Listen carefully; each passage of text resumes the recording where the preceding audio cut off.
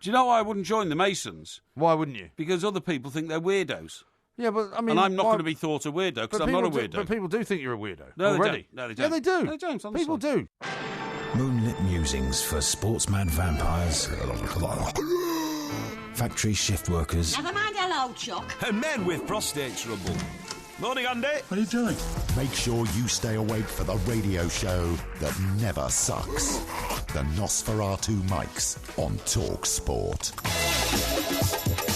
No, you've got to... Well, I don't mind. It's a lifestyle choice for me to be obese, right? No, that is. And if other people want to be obese, they will get the bricks and the outrageous stones and arrows of outrageous fortune. I think of outrageous fortune should hit them.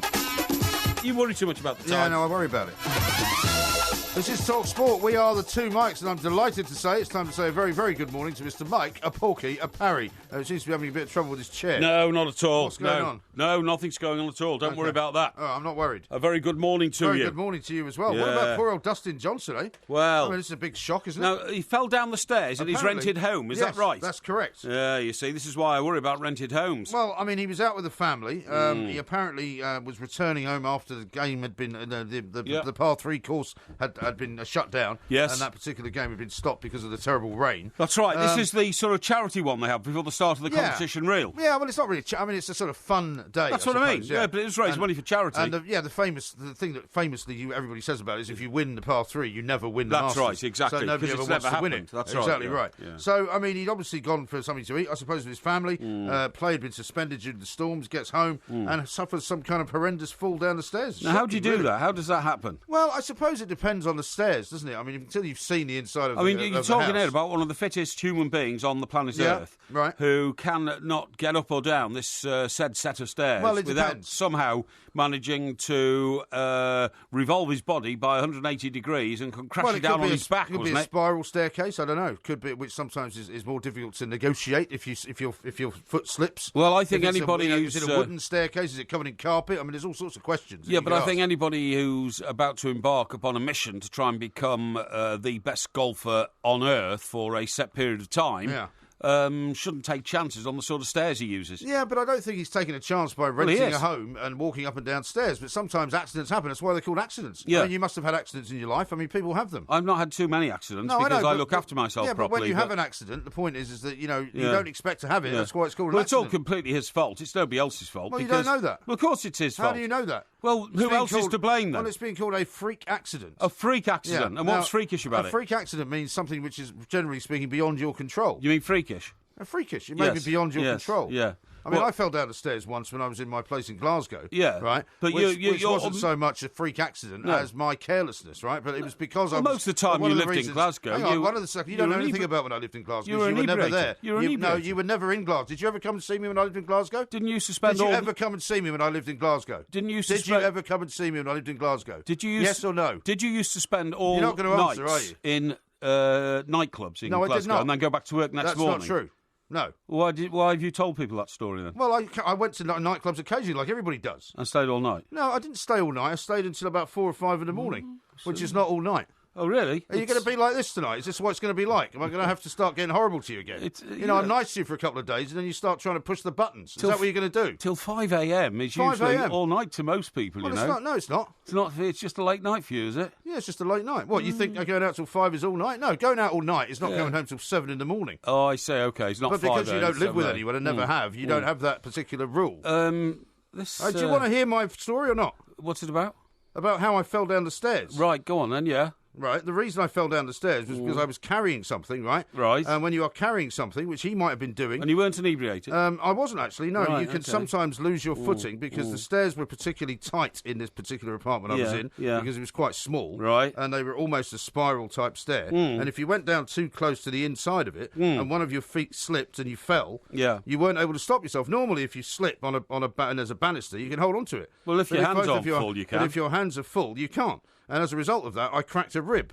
Well, that was very poor preparation, wasn't it, using those stairs? What are you talking about? Well, if they're difficult to negotiate stairs in the first place, and you try and do it without knowing you can use your arms as assistants because your arms are full of a package, that's a pretty stupid thing to do, well, isn't it? Well, you can say that, but that's why accidents happen, because usually people do things which are stupid. You know, not everybody is Well, that's what he might have done then. Well, he might have done, but that doesn't mean that it's not an accident. I don't understand why, because you can't admit ever making a mistake, that you can't admit that sometimes other people make mistakes. Not at all. What I'm saying is... What has gotten into you today? To be perfectly honest, I think the fact that you're not smoking anymore is really getting to you, because you... Well, I was fine yesterday. You flare up with these explosive sort of reactions. I was fine when I came in. You started telling me what I did when I was in Scotland, when you never ever came to Scotland to see what I was doing. I asked you, did you stay out tonight in a nightclub? No, 3 times you tried to evade the question, and you finally answered it and said, yes, you did, till 5 a.m. in the morning. But not every night.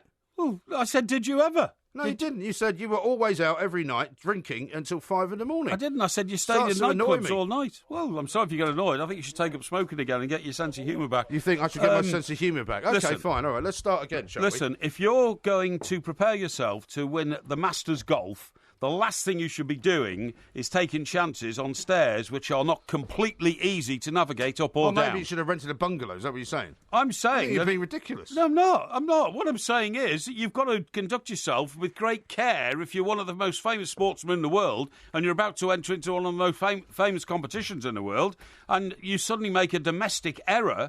but we don't know what happened. That's the point. Which could cost you... competing in that tournament. He's in some discomfort, right? Yeah. He's being given anti-inflammatory medication to ease the pain, so he's not necessarily out of the whole tournament. Yeah. However, it could well be that he's hurt his back in such a way that he won't be able to play in the way that he could. But the point is, I think you've been a little hard on him. The guy, we don't know exactly how he did it. No. And 2, we don't know exactly what he could have done to prevent it. And if you rent a house and you've got your family living with you and it happens to have stairs, you're going to have to negotiate the stairs.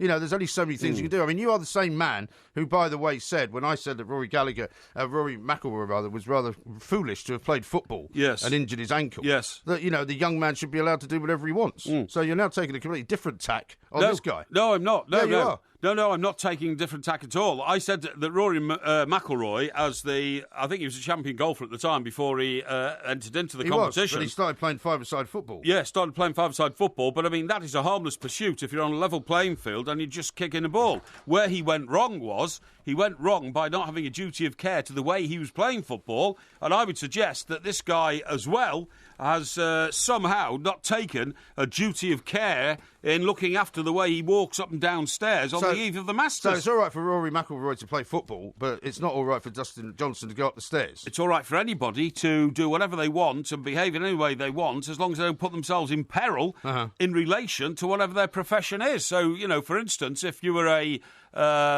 darts player or a piano player, and you suddenly decide that it's be a good idea to have a bare-knuckle boxing match the night before the finals of your competition, it's not a good idea. Well, that's not really the same as living in a house with stairs, is it? But we can talk to Bob Bupker later on about this, because Bob Bupker will be telling us precisely what he knows about it and precisely what happened. Here's one from Maxwell, who says, some people might say Porky is a freak accident. Not me, though. Just some people.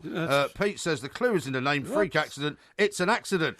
Hashtag Dustin Johnson. Well, and Eric says, not sure why Porky isn't hypothesising bladderation as a theory behind Dustin Johnson's situation. Well, I wouldn't actually, because I do believe that elite sportsmen of his calibre actually don't get involved in the bladderation I'm trail. Not even sure if he drinks, actually, Dustin Johnson. No, exactly. Certainly not on the eve of a competition like Dr. that. Dr. Lowell says this. Hilarious, great start. I agree with Porky. I think falling down the stairs sounds a bit suspicious. Yeah, and me. So you think it's suspicious? Well, no, I'm not saying it's suspicious. What I'm saying is, I think that there's a duty of care to yourself when you're on the eve of the major competition, which forms the the cornerstone of your workplace. Yeah, if you've got to go up the stairs, you've got to go up the stairs. I mean, what else are you supposed to do? I would like to know a little bit more about what actually happened there, to be honest. Well, let's find out from Bob Bupker later on, the voice of golf. He may well know. He may well have a better idea. But at the moment, all we are being told is that it was a freak accident. We're not being told whether it happened as he was going up the stairs. Freak accidents cover a multitude of sins, well, don't they do. Yeah. And whether he was coming down the stairs or when he went up the stairs, he went to grab. I mean, surely you've been in a situation where you've gone to grab for something and somehow you miss. Yes, I have. And that can happen. Yeah. And then suddenly you fall. I don't think I've ever had an accident. Have you never fallen over? I've fallen over. Have you ever fallen over? You must have done. Yeah, I had a fall once. You told me you fell down the stairs at some tube station. I did when I was inebriated. Yeah. Yes. So, I mean, was that a freak accident? No. What was that? Well, that was an accident brought on by the fact that I was unsteady on my feet because of the bladderation tendencies of what I'd been doing for the previous 3 hours. You've only done that once? Yeah, but I never went around saying to people, "Oh, it was a freak accident." It wasn't. It was. I was drunk. And as a result of which, my behaviour wavered from its normal impeccable 100% of care. You spend most of your life drunk. You should have been used to walk down the stairs. No. What on earth is Porky waffling on about, says Andrew? Well, if you'd have listened, you'd have heard. But unfortunately, because of your bellicose response to my perfectly reasonable question. Even for Porky, this is an amazing amount of absolute nonsense. No, it's not. It's absolute nonsense. Nobody is agreeing with you. Well, you see, that's the problem with you, Mike. You like to go with the crowd. Oh, Sometimes you have to stand alone and say, no. I don't like to go with the crowd at all. You're the one that likes to be Mr. Popular. No. You do. Not at all. You are constantly changing your view on the world, depending on what you think people are going to want to hear. Not at all. But never mind. We've got lots of football to talk about. We've got Simon have. Johnson, who was down at Chelsea. Manchester City seems to have given up the ghost. We'll talk about Pep Guardiola. Yep. We'll talk about Spurs and Mauricio Pochettino. We'll talk as well about, who are you? Ian Holloway, who's having some kind of feud with the owners of Aston Villa. With the Villa chairman, absolutely. Good stuff. Mr. Zia. This is Talk Sport. The Two Mics, simulcast across the UK on Talk Sport and Talk Radio.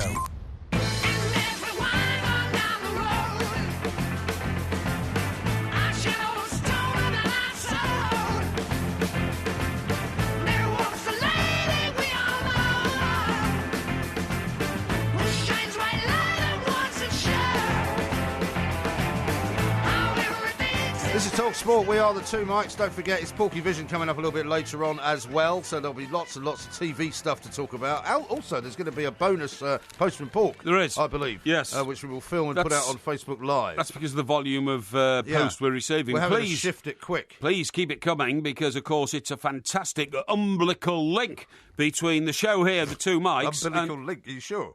Well, have you ever heard of the umbilical cord? Yeah, I've actually cut the umbilical cord. Have you? Yeah. I don't know about that. Why not? That make you feel squeamish? No, it doesn't make me feel squeamish, but I'm talking about the umbilical cord between the Two Mic show and our millions of listeners out there. Yes. And people who care about the connection. We care about the connection. We do indeed. How about this one from Eric? He says, this sounds like the time Tiger Woods, quotes, crashed his car in the driveway. Well, exactly. See, that's the kind of talk we can't have. Yeah. Because that is overstepping the mark, in my view. Yes. Now, I did think when I heard about that car crash incident, immediately my antennae was up. Yes. And I thought, there's no way this is just about Tiger Woods crashing a car. No. And in fact, it all proved to be very similar to the sound of a woman going completely berserk and attacking him. Exactly. On the other hand, I'm not suggesting that that's what Dustin Johnson's deal sounds like at all, because apparently he once had to pull out the Masters in 2012. I was about to tell you. In 2012, he had to pull out the Masters because of some other incident, right? You are rapidly, and rabidly defending the sport. Oh, it's just an accident, a freak accident, can happen to anybody. Well, I'm not defending. I'm just saying we don't know what happened. And then we've just asked for some research, right, just now, to find out that this guy, Dustin Johnson's got history, and he did his back in lifting up a jet ski in 2012. Yeah. So do you now agree with me? This man has a track record of being somewhat dilettante with his own health on the eve of big tournaments. Well, absolutely not. If you go around picking up jet skis and trying to, throw them around, you're going to do your back in. All right, well, let's think about that for a moment. There's a big difference between picking up a jet ski and walking up the stairs or down the stairs. Yeah. If you're living in a place near the Masters where you are playing golf for the next 5 days or whatever it is, and you're walking up and down the stairs, you don't expect to fall. You have to concentrate what you're doing every moment of every day if you're on the eve of the the Masters golf competition. True. And he will, of course, be on the eve of the Open golf competition when the Open golf competition comes along. Well, he might be, but I mean, there's been all these accidents before. Do you remember Colin Montgomery did something to himself, didn't he? Didn't he not smash his elbow or smash his foot or something in anger? Probably. In anger. Well, there's been loads of silly accidents. But it was in St George's, wasn't it? When the Open was down at St George's in Sandwich. I just seem to remember. I did one of the Opens down in St George's. Well, I'm very happy for you. I'm not talking about whether you had an accident. There was a fantastic Indian restaurant in the village of Sandwich. We went there every night. What was it called? Don't know. It's called The Indian, I think. Yeah. But did you ever see Colin Montgomery in there? No. Well, the story's about Colin Montgomery, not about you going to an Indian restaurant. Oh, really? Yeah. Funnily enough, the golfing season does not revolve around where you go to a restaurant. It's too tiresome to go over, the historical list of accidents that footballers go through, dropping bottles of scent on their toe and all this. I know. Golfers. Yeah, I know. But I mean, what I'm saying is, you were so adamant in it's just a freak accident and all that. This guy might have. I was not adamant, right? Here's what I'm telling you. This guy might have a personal care syndrome issue. You know what I mean? If he's going around doing his back in 2012, all I said to and now he's doing his back in, throwing himself. Well, 2012 was 5 years ago. If he's done his back in twice in 5 years, then that's not really very much, in my view. And how many times over that period would you say that an outstanding man like Phil Mickelson has had to pull out of a competition because of a personal injury? Phil Mickelson can damage himself. The point is that if you have an accident, you have an accident. All I'm saying is we can't judge the guy until we know exactly what happened. So we'll find out. But sometimes accidents occur because you are not concentrating on your own space, your own that's you private again. requirements. No, but that's you again saying that basically because you have not paid attention or because of some fault of your own, that's why the accidents happen. Genuinely, some people get involved in accidents that they have nothing to do with, and that can happen. Yes. So I think you should admit that. Well, all I say is some accidents happen purely because it's an act of God or it is a freak accident, and some accidents happen because you're not applying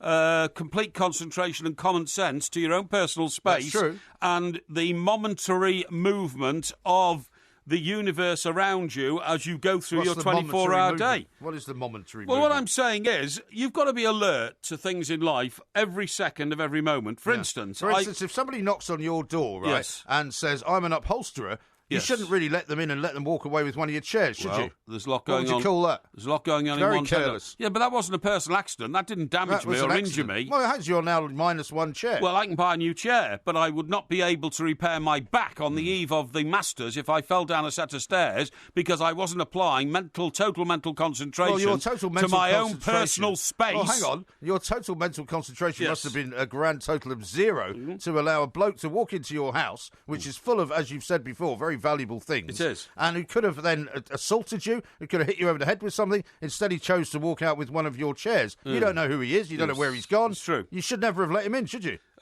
Possibly not, but I thought he was somebody else. No, I know, but the point is these things happen. Is that your fault for being a plank? Yeah, but he didn't break my back. Well, he might have just done. nicked a chair. Well, yeah, but he could have done. Well, he didn't. He didn't. I mean, it's no good going down the road of... That's fortuitous. Could-be's, might-be's and all that. We're talking here about the fact that the man who was, as you quite rightly say, a massive favourite to win this competition, and it will cause incredible ructions if he has to pull out.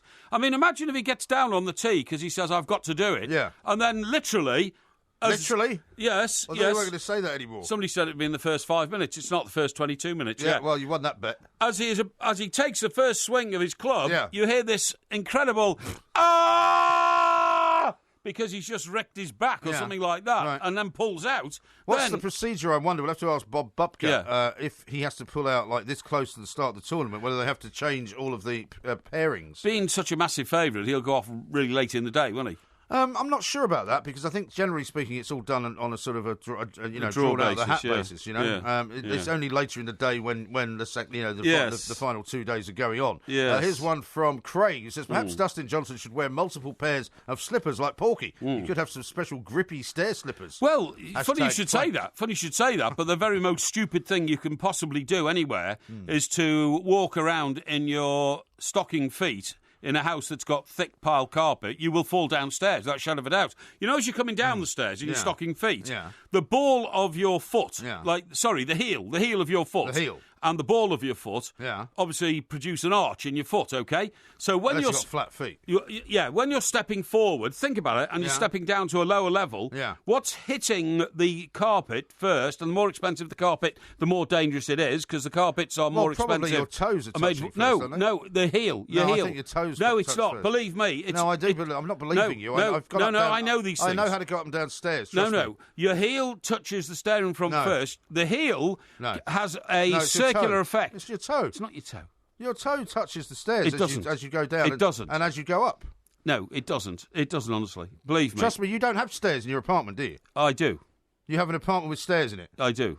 Where are the stairs? The last 2 flights after you get out the lift to get to the old penthouse are stairs. That's not inside your apartment. Of course it's not inside, it's outside. outside. What I'm saying. You don't have stairs inside your house. Well, what's that got to do with it? Well, you don't use the stairs up and down inside the house. That's my point. If you have stairs in your own house, you tend to use them more than you would as actually going out and in of your apartment. I stay at country houses which have lots of stairs and lots of expensive carpet, yes. Expensive carpet? Yes, and I can believe me, the more expensive the carpet, the easier it is for your foot to slide off it. So I don't think this man was paying attention or care to his personal and private space. I think his head was elsewhere. Right. it'll be very interesting to find out exactly what the details are. But as for your story, which you got enraged about when I questioned you about it... Which one? Any idiot who's trying to get up and down a spiral staircase, which is already tight and dangerous, without using his arms at all because he's carrying parcels, is frankly... I wasn't carrying parcels, I was carrying plates. I wasn't carrying parcels, I was carrying plates. Plates? Well, that's even worse. Why? Because you can drop a parcel, but you can't drop plates because you smash plates, right? Well, I mean, when you fall down the stairs, you smash everything. Well, you smash yourself up as never well. fallen down the stairs. I also fell down the stairs once when I was a child,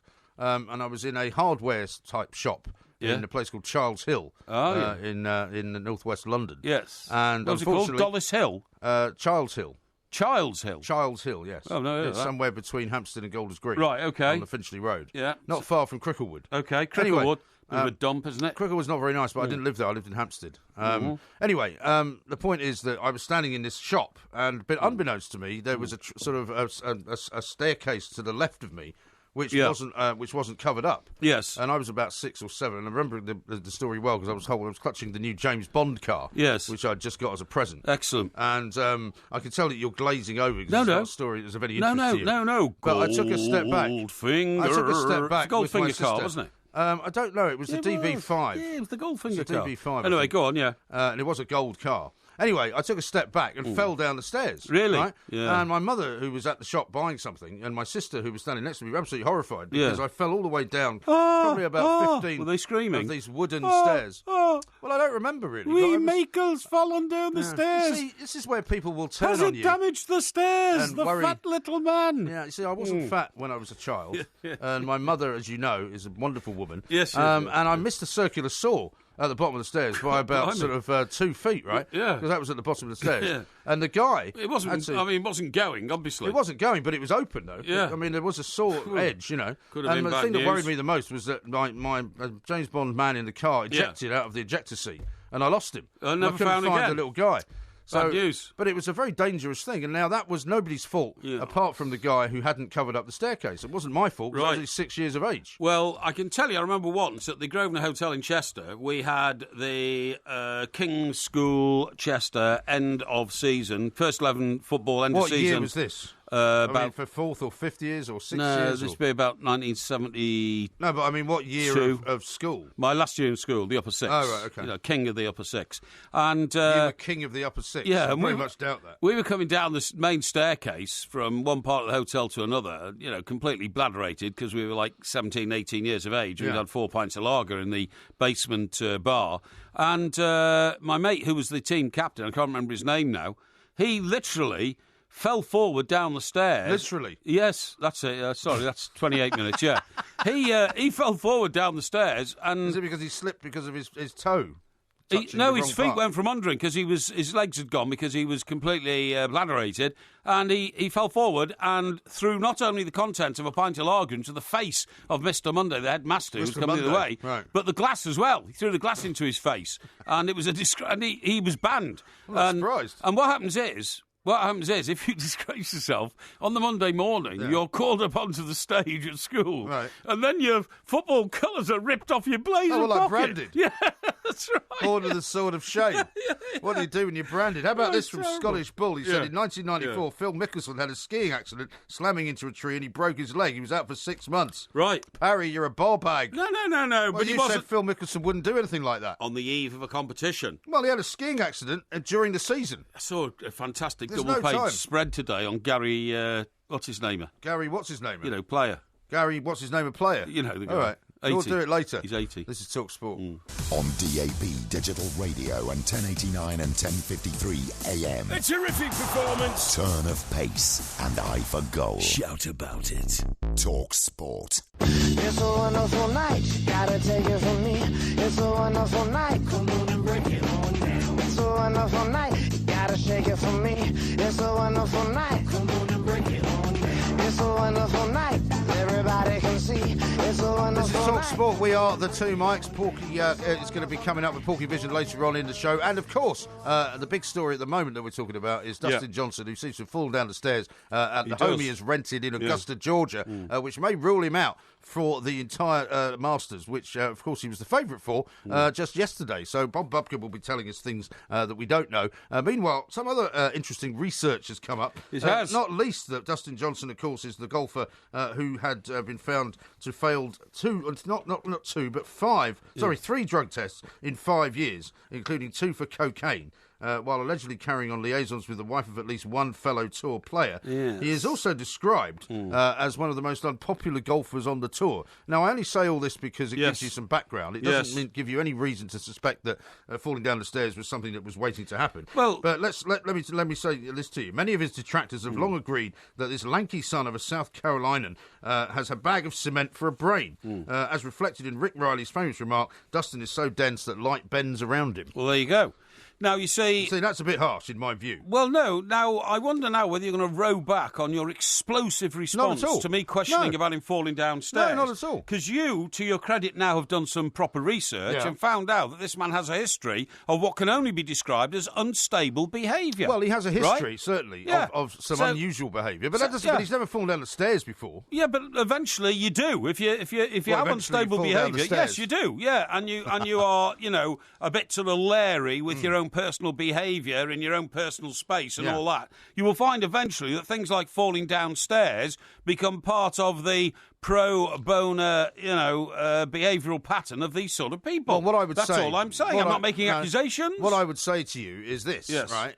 What we still don't know how and what happened, right? So until we do know that, it's very, very difficult to say whether it was anything to do with him or whether it was his fault or anything else. However, what we may now say is that the falling down the stairs routine may in fact be a smokescreen.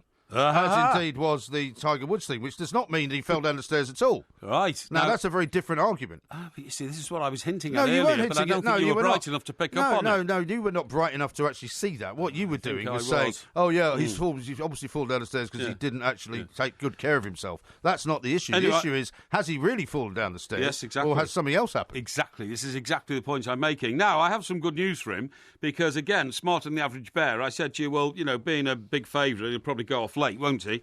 And he goes off at 7:03. He's in the last group. 7:03. What time? 7:03. What local time? Local time PM. So at the end of the day in Georgia. Yeah. Really? Yeah. It's not going to be. You won't be able to go off at 7 p.m. in Georgia, surely. 7:03 p.m. He's scheduled to go off with Bubba Watson. That must be 7 p.m. our time. 7 p.m. our time, of course, that's right. That's what I said, not local time. No, midnight our time. Yeah, it'd be midnight before he finished, wouldn't it? It's not light for as long as it is here in America. No, exactly. So that means he's going off at 2 in the afternoon. 2 in the afternoon. Which is not as late as that, really. Well... It's sort of middle of the day, isn't it? Yeah, but I mean, some of the first ones go off at 6, don't they? It's a big field. I mean, the first tee off time is usually around about 6 a.m. Yeah, that's right. Yeah. And then it goes all the way around till around about 3 or 4, I think. That's right, absolutely. Because I think it starts to get dark over there about 8. They're usually finishing up just as our show is starting. I mean, according to the people who know, there are only 3 people who can win this. That's Dustin Johnson, Jordan Spieth, and Rory McIlroy. And according to who you talk to, it's either McIlroy or Spieth who are second favourite. That's what they said last year, right? Yes. And then guess who won last year? Danny Willits. Exactly right. So they quite often get it wrong. Yes, of course they do, yeah. But I was listening to a golf pro on one of the shows, I think it was Hawksby and Jacobs a bit earlier on in the day, who said pretty much anyone in the top 30 of golf now is good enough to win a major. So, I mean, anyone in the United States on the top 30 could win the Masters. Yes, of course they could. And very occasionally you'll even get someone breaking out from below that level. Well, of course you will, yeah. Well, it's happened repeatedly and always does because the thing with the golf majors, it is a bit like the Grand National. There are so many people in it that you can find that the door will open for somebody who's never been around before. I mean, who's the Scots guy? Sorry, who won the Open once and has never won. Sandy Lyle. No, much more obscure than him. I'm sorry, Paul. He won the Open once. Do you remember? I think I remember the guy. Did he win it the year that the famous French golfer got into the burn in his bare feet? That's and right. Like that? Yeah. Completely blew it. That was Carnoustie, wasn't it? Yeah, Carnoustie opened the door and allowed Paul Lawrie. Paul Lawrie. Thank you. So he won it. He was the most unknown golfer in the world at the time, and very shortly afterwards became the most unknown golfer in the world ever to have won a major. It can happen. But has been a multi-millionaire ever since and lives in a huge estate in Scotland on the back of that one win. Yeah. So it can happen. Yeah. That's life. That is the luckiest break in the world. Well, it can happen, and it's very, very difficult quite often for people to then repeat it. I mean, a number of times, there are very few people who have won the Masters more than once, for example. There are very few people there. Nick Faldo's won it 3 times. Well, yeah, but there are very few people who've won it. Even fewer people who've won it 3 times. Yes. But to win it more than once is very rare as well. Has Tiger won it 4 times? Tiger has won it 4 times, but was never able to win it as many times as Jack Nicklaus. That's right. He's won it 5 times. Who has won it 5 times. That's right, yeah. Kenny says this, my God, Porky is so annoying. He's changing his opinion to suit his story. Old MG, why have you not punched his lights out? Well, I think MG was very close to punching my lights out in the first 15 minutes of the show. I've been close to punching your lights out on many occasions. And I worry that nicotine withdrawal, of which we discussed last night with an expert from America, and an expert who made it absolutely clear that... who you were rubbishing all day on Twitter, by the way. Made it absolutely clear that... So you're not rubbishing him now? Personality variations do occur and can be massive mood swings when people give up cigarettes. I have to say... Well, it can also be massive mood swings when you're sitting next to somebody who's very annoying. I have to say, MG, you must look in the mirror each day now before you come in here, because it is happening to you. Yeah, I do look in the mirror each day. You are starting to resemble the creature in the Michael Jackson Thriller video. Because you can change at a stroke. I wouldn't be surprised if you come here tomorrow. Better be careful, then. You'll be sort of, chopping up trees with your bare hand as you come in. Chopping up trees with my bare hands? Yeah, because you're starting to look a bit like that, believe me. Have you been in the pub today? What? Have you been in the pub today? I have not. Are you sure? Hand on heart, I can tell you. OK, what have you been doing all day, then? I've been working on the end of the financial year, just been intensely... Well, it's still the end. It's the longest end of the financial year that you've ever been talking about. I tried to contact somebody at the Royal Bank of Scotland today. I thought you said it was the 1st of April. No, it's the 5th that it all ends. The 5th of April? Yeah, which was... when is the 5th of April? Well, it ended an hour and 39 minutes ago. Oh, OK. Yeah, I had to get everything sorted by then. I've been trying to contact somebody at the Royal Bank of Scotland all day today to make sure that a significant sum of money, which I posted to them the day before, had arrived. How much money? Well, quite a lot, and it went missing in transit. So it was how much money? Why do you need to know that? A sum of money, involved in a transfer. Was it an electronic transfer? Yes. Right. Was it £20,000? No. Was it more than that? Lot more. Man of the people. Yes. Well, look, loads of people have loads of money. No, they don't. It doesn't mean that they're cash rich. It means that they have to sort their assets out. No, I haven't. No, and I resent being told that I have. Well, you like the idea that you've got loads of money. Why would you deny it? No, I don't. All I'm saying is... You fear poverty. Yes, but I've made... You like the idea that you've used what you've described on Twitter as bricks and mortar to finance yourself and to make sure that you've got a good life. Well, no, I just have taken a responsibility. I don't, for instance, go around exposing myself to situations where I can fall downstairs. Really? Because if I fall down... I mean, listen... You can fall downstairs if you use stairs, basically. Listen, do you know what that's like?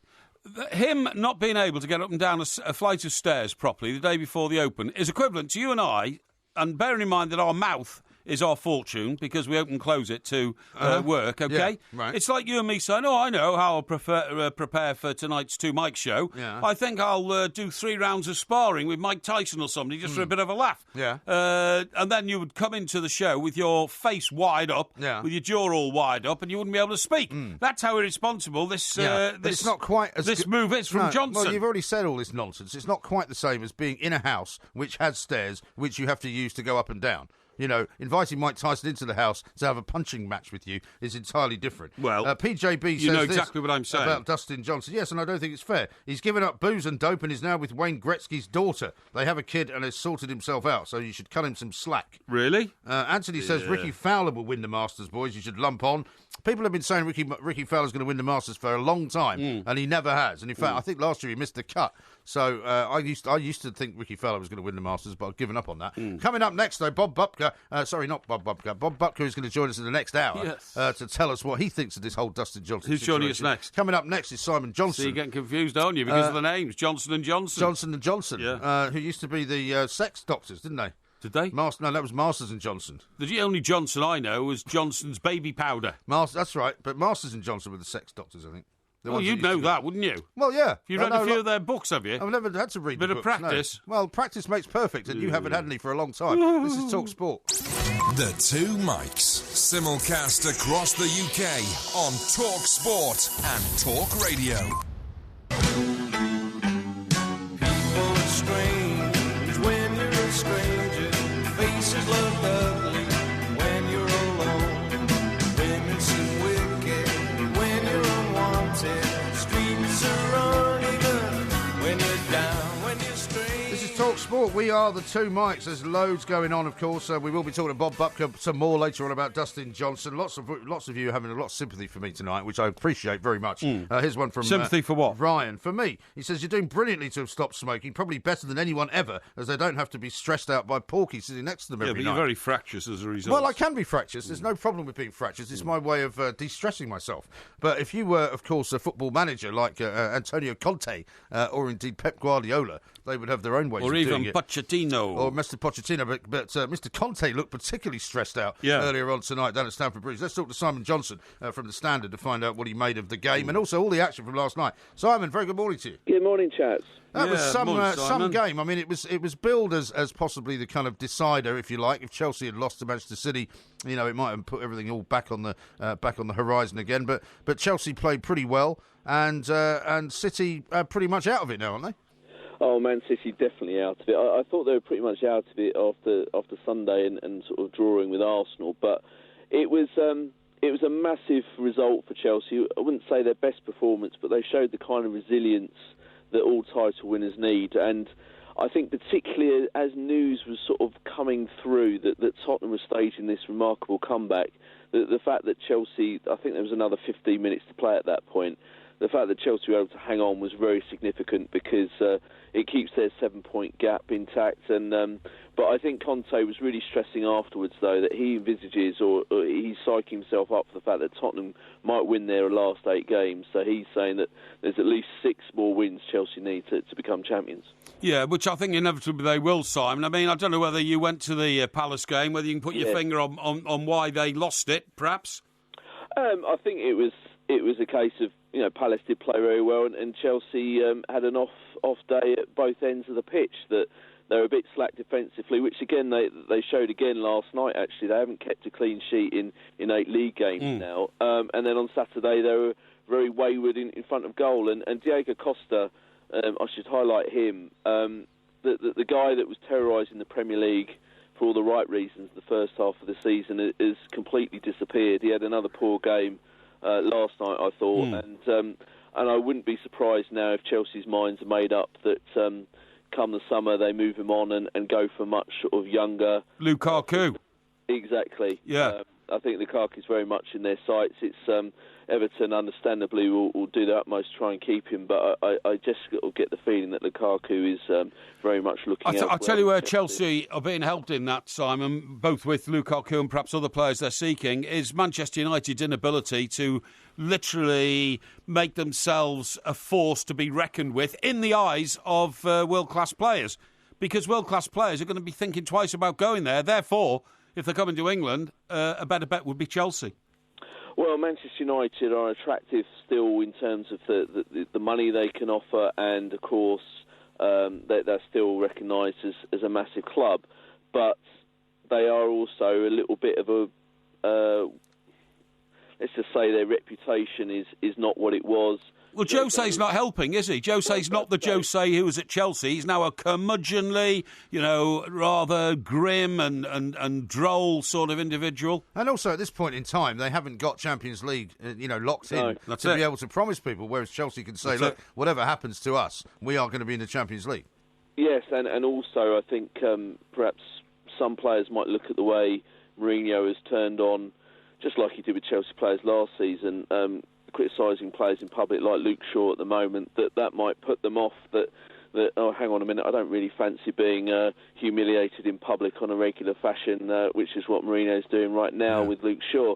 But, clearly, and also I'd say with Lukaku as well, that Lukaku left during Mourinho's tenure at Chelsea, so I'd be surprised unless it's a pure wallet situation that Lukaku would fancy being reunited with. I like that. Jose anyway. Wallet situation. A wallet situation. Now, that's the sort of thing Porky would say, but I've never heard him use that. That's a wallet situation. Now, considering the wallet situation at West Ham, they've had a terrible night, right? I mean, they made Arsenal look brilliant last night, which is not always easy to do. But the biggest story coming out, that seems to be Karen Brady's tweet about how good the food was at the Emirates. I don't know if you've seen that. She's been getting all sorts of abuse on Twitter because she put out a picture of the cheese board and all the lovely desserts at the Emirates. It was magnificent. It did look great, I have to say. But a lot of the West Ham fans are saying, is that all you care about? You know, we're going down. Exactly. 5 points from relegation, and all you care about is the cheese. That's right. You know, get out of our club. Yeah. Well, I have to say, as someone who frequents the media offerings, that I can relate that Arsenal do put on a nice spread. But yes, I totally understand. I hadn't seen the tweet. Obviously, I've been busy with Chelsea. Yeah. But I totally understand why West Ham fans are a bit perturbed that they're seeing such things with West Ham in free fall. And as much as the other day West Ham put out a statement saying they got complete faith and backing and support Slaven Bilic 100%, the closer the bottom three gets, the more sort of they're more twitchy. Well, the thing is, Simon, I couldn't believe that statement. They've been down this route before. When they issued that statement when Avram Grant was in charge, they had to stick by it, and the result was they were relegated. So why on earth they thought they could do that? They have I think West Ham have a real arrogance about them since they moved to their new stadium and thought that they'd made the most clever transfer to a new stadium in the history of football. They were clever at this, clever at that, and they thought they were going to be in the top six. And they're sticking with that sort of thought pattern at the moment. Well, firstly, I just find any sort of bold statement from any club about backing a manager can't be taken seriously, because we've seen it so many times. Happened with Leicester, didn't it? Earlier in the season, they issued one about Ranieri, and within a couple of weeks he was gone. Yeah. It happens all the time, so I don't really sort of see what positive effect it has. No one really takes it seriously. And as for West Ham, I do think they got carried away with last season's success when there were a lot of big clubs, Chelsea, of course, being one of them, who were underachieving, and they had Payet having a great impact. They didn't go out really in the summer and build on that. They almost thought, okay, we've cracked it. And they went out and bought sort of very mediocre players, and this is the result. I've got quite a lot of sympathy for Slaven Bilic in that I just don't think he's really been given the decent backing in the transfer market to go out and take West Ham on. And he also admitted last night after the game that basically they are now fighting for survival in the Premier League, which I'm not sure I've heard him say before. Well, I think he has to say that because all the teams around West Ham are in better form. I mean, even Swansea that threw away that what could have been a crucial 3 points against Tottenham have been picking up wins under Paul Clement. Hull, Marcus Silva's doing an amazing job. Crystal Palace, before, of course, losing to Southampton, had gone on a 4-game winning streak. West Ham are the ones that are just plummeting. And you look at their players and just think, well, who's going to get them out of trouble? Well, it was a fascinating night of football last night. I mean, you say that Swansea sort of let slip a 1-0 lead, but I mean, Tottenham were pretty magnificent to come back at the 88th minute and win 3-1, weren't they? Oh, well, undoubtedly, and I think it shows that they really mean business. Now, of course, they were doing this 12 months ago, really, weren't they? They were the team that took the challenge to Leicester, didn't let Leicester just run away with it. Okay, they faded once the title had gone at Stamford Bridge with that 2-2 draw, but Spurs are showing that they're the real deal, that they're not going to... And I think what's really impressive about them is they've been getting results without key injured players. You can't underestimate sort of winning games without Harry Kane and Danny Rose, real sort of first-team players, the first names on the team sheet, and yet they're putting results together. And make no mistake about it, Chelsea were very relieved to win against Manchester City, because if the gap had gone to 5 points, then Tottenham are very much sort of like in the rearview mirror. And also, their next 2 games are against Watford at home and Bournemouth at home. So I very much expect Tottenham to win those 2 games. And Chelsea's are at Bournemouth and Manchester United, a much tougher fixture list. And they also have the FA Cup semi-final against each other this month. So cracking London rivalry going on here. Oh, definitely. And I accept everything you've said about Spurs. I've been a big fan of Pochettino since he got there. But somebody made the point to me tonight. They had an opportunity to break the mould last season and blew it in the last 6 games. They are the outstanding team below Chelsea this season, but they're not going to win the Premier League. So what will happen next season if there's a revival in the fortunes of Manchester City and Manchester United? Have they missed a window of opportunity stretching over 2 seasons? You could certainly argue that last season was a missed opportunity if you sort of think, well, Leicester went on to win it. But in fairness, Leicester and Chelsea have been sort of winning consistently. I don't think Tottenham had the best of luck with injuries. Harry Kane sort of once again sort of being out for a reasonable amount of time, and when he's been out, they do certainly early in the season. They dropped some valuable points there. I think Tottenham are here to stay. I just think the key for them though is not so much the first team; it's to try and get more strength in depth. I just think that when these players are out, do they have a great sort of backup for Harry Kane? And you have to sort of say Vincent Janssen. Although I believe he sort of did set up one of the goals last night, he's clearly not been good enough. And not the man they needed sort of when they were missing Kane. Yeah. Also, their ability to compete in 4 competitions. I think the Champions League, they're also having problems competing in Europe and then going back to the Premier League. So, but I just think the first 11, Tottenham are definitely a genuine contender, and if they can keep that first 11 together, they'll be competing for titles for the foreseeable future. Yeah. And I mean, Conte said last night after the game at Stamford Bridge that Manchester City are the best team in the league, and the guy interviewing him said, well, what you mean after you? But he didn't really say yes to that, but I suppose he would admit that. But City looked all right, didn't they? But Pep Guardiola, in the end, is not going to be able to get second at this point, and I mean, he may even get overtaken by Arsene Wenger if Arsenal get lucky. Yeah, I think Pep Guardiola, in summary already, you'd have to say he's been a big disappointment in his first season English football. I wonder whether he thought he could just come over to England and sweep all before him like his experience in Spain and Germany, and it's caught him out a little bit because he had last summer to really fix what everyone knew was Manchester City's main Achilles heel, which was their defence. And he only went and bought sort of one centre half, and it was John Stones, who's very much a work in progress. Mr. Sitter, by the way, Stones, didn't he, last night? Oh, yeah. Unbelievable. Yeah.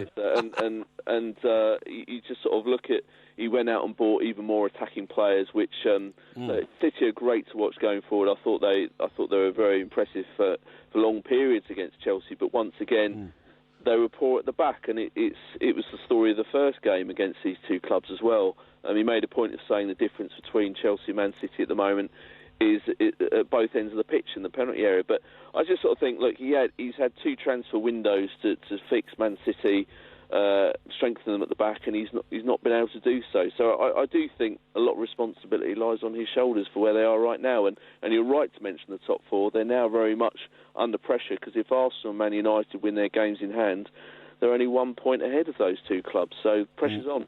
Pressure is on. Yeah. Simon, listen, thank you very much indeed, as ever. Simon Johnson, football writer with The Standard. Why are you singing his name? No, I just, I feel the spring of joy. OK, the spring of joy. Well, I've got more joy for you coming up because I'm going to read you the official statement from David Winkle, who is Dustin Johnson's manager. Excellent. On exactly what has happened. That's great. We'll bring that to you shortly. I'd like to know. This is Talk Sport. We are the 2 mics. Of course, there is the Porky Quiz coming up tomorrow, which is going to be on the Grand National, because the Grand National is, of course, on Saturday. Yeah. I believe it's at 5 o'clock, I think, this week, isn't it? And the Aintree Festival itself gets underway later on today. I think it's 5:05, the Grand National, which is the latest I can ever remember it happening. Because it used to happen at about 2:33, and then it was 4. And then it moved to like 3:45, then it moved to sort of 4 something, didn't it? They used to have it in the half-time of the football matches on a Saturday afternoon, so that they could actually show it inside football stadium at 3:45. Yeah, believe it or not. Yeah, I remember 3:45 sticks in my mind for some reason. Yeah, but now they've decided to have it after the games at 5 o'clock. Okay. Listen, I tell you, that I keep a very, very critical eye on the defence budget in this country. I didn't realise that. What, you and the Commodore down at the old the island of Purbeck or wherever I'm very critical of the fact that, the Navy's been pared down to nothing, because I can see that from the balcony of my penthouse in Portsmouth, and the Army are now, desperately short of people. shape. Well, the Commodore's in good shape, Is he? thank you. Yeah. I might be sharing a pink gym with him on Friday. Really? Yes, because I've got to. Don't forget, we've got a big show on Saturday. Don't forget. Yes, I know. Day of the about Grand that. National. Yeah, and I you know. promised to take me and show me somewhere I can go and put the bets on as well. Yeah, all right. Yeah, don't worry You about it. promised to do that. I will sort that out. All right. I'll sort that I out. don't want you to fail in your duties. Now then, but what I was going to say is another, terrible situation has come to my attention. Has it? That is the fact that our Prime Minister, Theresa May, has been in the Middle East on official business. She's been in Saudi Arabia, hasn't she? So, well, Jordan, Saudi Arabia, Dubai, I think she's... I thought it was good that she refused to wear a head scarf. Well, that's a I matter like that. I thought that was good. I think, well, when you go to a country and they say, you must wear a headscarf because you're a woman, and you say, well, hang on, I'm not going to be treated as a second-class citizen. That is very good indeed. Just imagine if she'd driven off the plane in her own car in a country where women still aren't allowed to drive, in the most part, because of the lifestyle of the Saudis. But what's got my goat a bit is that she arrived on a private jet, OK? Yeah. And this private jet had the logo of the Jet Hire Company down the side of the plane. What, you mean she should have a sort of United States of America style Air Force One thing going Well, on? it's worse than that. Because when David Cameron, who I honestly regard as the worst Prime Minister this country's had since the Second World War, his incompetence to, actually govern was so glaringly obvious and nobody stepped in there, a posh boy from Eton, who tried to But, always... he's not that posh. The thing about Cameron is that posh people who are really posh don't regard him as posh. Because I was reading a piece the other day in the Sunday Times, funnily enough, the paper that highlighted our show just a few days ago. They did. Very kindly. Thank you very much in their indeed culture to section, thank you. Roland, what's his name? Roland Rath, probably, but something anyway, like that. Whatever his name was. Anyway, but not that I want anyone to have a go at him, by the way. We don't have a go at him. Mike's Army to leave him alone. Yes. Roland White, I think his name Roland is. White, that's him. But we don't want anyone attacking him on Twitter. No, not at that all. That wouldn't be right, because he's a colleague of ours. Anyway, the point is that... people who are sort of the Tatler Brigade, in other words, the Tatler Brigade. who were the sort of the gentry Samantha's. of this country. Well, Samantha Cameron, funnily enough, who is genuinely, wealthy. They all regard Cameron. She's generally posh because her stepfather is descended from a baroncy. That's right. Yes, and basically they regard people like Cameron as sort of jumped up salesman types because his father was a stockbroker. Yeah, I know, and he was not in any way from the landed sort of part of the gentry, he which wasn't. I detest, by the way. I don't like any of that. He created his own poshness. He went to Eton and he went to Oxford, got a first-class honours degree, then became Prime Minister. That's pretty posh, to be honest. But anyway, the point of my story is his old Prime Ministership was all about pretending not to be posh and trying to double-think the public and doing things like raising the minimum wage because, that's what poor people would like me to do, and going around banging on about, glaciers and all that. Because that's saving the planet? Yeah, that's what the Greens would like me to do. Yeah, let's have watch me going on a tour with Huskies over the North Pole. That's right. They'd like me to do that. He didn't actually do anything that people wanted him to do. Anyway, one thing that he did in his own image of poshness was decided to get hold of a Royal Air Force plane that used to be a tanker filler, you know what I mean? Like flying... Tanker filler? What do they call these planes? What do you mean, a Hercules? A Hercules, yeah, that used to go and refuel planes in mid-air. Oh, right. That might be a different plane. Yes. The Hercules is a transport plane. The Hercules C-130 is a transport plane. But this... I've been on one of those, Have you? Yeah, no, you told me. Yeah. Did you fall out the back? No, but we were pushing out MREs, meals ready to eat for the poor old Muslim meals ready to eat brethren down during the Bosnian War. Well done for saving a bit of the world. I did. Anyway, thanks very much. Anyway, I'll tell you the story. Not later, because what happened was they got this report to hear your views on the state of the economy. Oh, definitely. Yeah. So this Royal Air Force plane was recommissioned as a plane for the Prime Minister to fly around in. They spent £10 million. That's £10 million. Refitting the plane inside, took out all the fuel tanks and put in, made it like Air Force One. Hopefully. Sorry? Hopefully they didn't take them all out. The ones that contained the fuel that was going to be the fuel going into other aeroplanes. Well, surely that makes more sense than having a proper new plane commissioned, doesn't it? Well, £10 million. £10 million is not much for a plane. To refit the inside of a plane, £10 million. No, you can't buy a plane for $10 million. No, you can't. But anyway, nevertheless. So then Cameron starts flying around the world and does stupid things like going to Libya to say we've liberated you. No. In fact, he smashed up Libya. That wasn't the greatest idea. And released hundreds of thousands of people, across Europe and insurgents and all sorts of things. Yeah. The dumbest sort of foreign policy decision for about 80 years or something. Well, only surpassed by Tony Blair's dumbest decision to join George Bush in invading Iraq, which was totally unnecessary. So between them, managed to smash up the whole of the Middle East. Yeah, all right. Anyway, well, there's been quite a lot of action since then. Yeah, okay. So, I mean, I think you ought to take into account some of the things that have happened. So they've got this plane. So one is saying to oneself, that's funny, Theresa May's gone to the Middle East as the Prime Minister. Where's Royal Air Force One? And guess where it is? Where is it? Oh, bloody Prince Charlie, who's gone off on some... Oh, yeah, he's taken Camilla off it, hasn't he? Yeah, he's gone off on some mission. Can you imagine, could you mind if I borrow your plane for the weekend? I think I'll just take the plane, Royal Air Force One. So guess where he's gone? Romania. Romania? Yeah, Romania. What's he gone there for? I don't know. He's gone there to talk to people who grow plants or something like that. Cheap holiday. Mrs May could not use the jet for a trip to Saudi Arabia and Jordan as Downing Street discovered it had been booked by the Prince of Wales for a 9-day visit to Romania, Italy and Austria. Oh, very nice too. Oh, that's great, isn't it, Yeah. Charles and Camilla are on a low-key, feel-good tour of Europe, designed in part to win hearts and minds in the run for the Brexit negotiations. Why? Well, why on earth? I've no idea. And why on earth is he trying to win the hearts and minds of people in Romania and Italy? Yeah.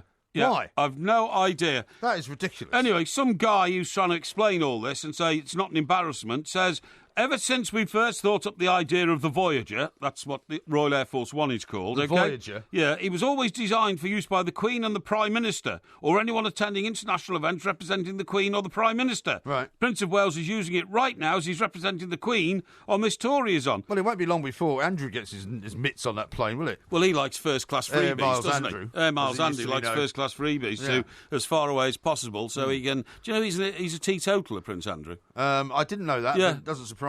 He's never drunk a drop. Are you sure he's never drunk? Never drunk a drop. Okay. Anthony has sent me this picture, and I think I should show it to you. Reason number one as to why it is worth playing golf as well as Dustin Johnson. Yes. This is a picture of Mrs. Johnson. Yes. Yeah, she's not bad. Yeah, that's Wayne Gretzky's daughter, by the way. That is Wayne Gretzky's daughter, that's right. Yeah, when I say she's not bad, though, that's not a sexist comment. No, I'm glad you said that. I'm glad you qualified it. That means she is a good human being, by the look of it. And she's got quite a good grip as well. Yeah, it's got a grip on a although the right hand is, I would say, slightly further open than it should be. On a golf club, by the way, in case anybody was wondering. Well, no, I wasn't suggesting anything else. And we will find out during the course of the show. She wouldn't get on Augusta dressed like that, though. Well, no, of course she wouldn't, because Augusta has standards. It's like me. It certainly has some rules. It has standards which some people would call old-fashioned. I just call them standards. Well, they're standards, yeah. Very similar to the old, what's the name of that club you frequent down on the coast? What's that? The Commodore, what's it called? The sailing club. Oh, the sailing club, Stokes Bay. Do you have to wear a blazer in there? No, I've got a blazer, though, with gold buttons. What's the dress code? Dress code? For the sailing club, yeah. Smart casual. Smart casual. So no jeans. Well, except on race days. No trainers. No jeans or trainers. You have to wear proper shoes. Proper shoes, yeah. Okay. Coming up, I'm going to bring you David Winkle. We wear deck shoes, of course, because it's the sailing fraternity. Yeah, but you don't go anywhere near the sea, do you? Sometimes. You just look at it. No, I watch it on the beach, the pebbles and all that. Ridiculous. Coming up, David Winkle, who's the manager of Dustin Johnson. His statement coming next. The Two Mics, simulcast across the UK on Talk Sport and Talk. Very far away. Right, listen to this. This is David Winkle, who is the manager of Dustin Johnson. Right, let's have the statement. Hambrick Sports, okay? Yes. He says this. At roughly 3 p.m. today, Dustin took a serious fall on a staircase in his Augusta rental home. He landed very hard on his lower back and is now resting, although quite uncomfortably. He has been advised to remain immobile and begin a regimen of anti-inflammatory medication and icing with the hope of being able to play tomorrow. Yes. I will refrain from commenting further until I know more about Dustin's condition. Now, doesn't tell us much. Does it? A lot of questions, I would say, left open from that particular statement. First of all, can I just put this to you? If you fall on your lower back, and you could damage your coccyx, that's it, the coccyx, it's called the coccyx, actually, I think. Coccyx, is it? Yeah, it is, yeah. And, I thought it was the coccyx. Are you sure about that? No, the coccyx is something else in the body. It's the coccyx at the base of your spine. Are you sure? The little tail of the spine, yeah, that's right, because if you shatter that, you could be in real trouble. I'll have a look. But anyway, my thought pattern now is this, right? So he fell on his back down a flight of stairs. Yeah. That means he must have fallen down backwards, unless he came down forwards and did a somersault. Either of which... Well, again, it's difficult to know until you've seen the actual stairs, right? But either of which is an extremely, in my view, extremely serious fall. Well, it is a serious fall. Wouldn't you say? Well, his manager has said it's a very serious fall. Yeah. So I mean, how did this come about? Well, it's not clear, and until he knows what the story is, he's obviously not going to. He's not going to give out any explanations, is he? Now, here we go. You're referring to the tailbone, right? Yes. Which is the coccyx, spelt COCCYX. That's exactly what I said. The pronunciation is coccyx. Yes, that's exactly what I said. No, you said coccyx. Yeah, coccyx is the medical no, it's wrong. Pronunciation of it. You're wrong once in a while. No. It would really help you. No. And it would help a lot of other people. Yeah. How about this from Anthony, who says, given Porky's anti-Dave rant, I can only assume that he likes the Labour leader more. He seems more inspired by Jeremy Corbyn's sense of fashion. Yeah. And he sent a picture of Jeremy Corbyn in what can only be described as a horrendously crushed sort of shell suit. Shell suit for a circa sort of 1980s or something like that. Something like that, yeah. No, you have to understand, I have mostly contempt for most politicians because I believe that politicians are politicians for their benefit, not mine, but they always try to tell us that the benefit is to us and not to them. When somebody knocks on your door and says, are you going to vote for me at the next election? I always say, why? Because you'd like to take £250,000 of public money, would you, for doing a 4-day week for about 30 weeks a year? What? And that's all you do. I know. Well, you can't tar everybody with the same brush. I mean, there are some politicians who've done a very good job. There are others who are completely and utterly wholesomely unappealing to me and to many other people. Yes. But some of them actually are quite dedicated to what they do. So I wouldn't want to completely tar them all and say that they're all useless. I have very rarely met a politician who I could, turn around and say, well, I respect that man because he actually did things that changed the world. Yeah. Do you know what I mean? Well, I mean, there are some... that woman, because there's plenty of women politicians. There are some that have done that. Yeah. How about this from Eric, who I think is having a bit of trouble with his old tinfoil hat? He says, put on your tinfoil hat for a second and think about a conspiracy where the favourite feigns an injury to get better odds to win. These guys have got so much money, Eric. I don't think they're going to be bothered too much about what the odds are on them winning. Yeah, but I mean, he's talking there about betting markets, isn't he? Which are massive and can involve billions of pounds around the world. Yeah, and I can't believe for a moment he could ever get involved in that. No, but an individual golfer doesn't care what the odds are on him to win. No. To be honest, the individual golfer might rather prefer that the odds were longer. They don't particularly want to be favourite. I totally agree with you. Now, listen, we were talking about Prince Charles just a minute ago, right? Yes, we were. There's a new book out at the moment, by a lady called Sally Bedell-Smith. Yeah, we're trying to get her on the show, actually. Yeah. We think she's based in America. We've been through her publishers and they've all been a bit evasive. But the book is terribly, terribly pro-Charles. It's about Charles and Diana's marriage. Yes. It's very pro-Charles and very anti-Diana. Uh-huh. I mean, it makes Diana out to be a complete nutcase and a lunatic from a very early age. There were a group of people in the world who believed that. Yeah, that's right. And who was, mentally unstable from day one and who made Charles' life a misery and all this kind of stuff. But this book, which I've been sent extracts of it, right? And you look at bits of it, and some of it's very strange. For instance, it describes how quite removed from the rest of the world Charles is. He has extremely strange ways. When he goes to stay with friends in their country homes, so just imagine this, you invite Charles, you want to come and stay, so he's an old friend and all that kind of stuff. He brings his own entourage with him, including his own chef.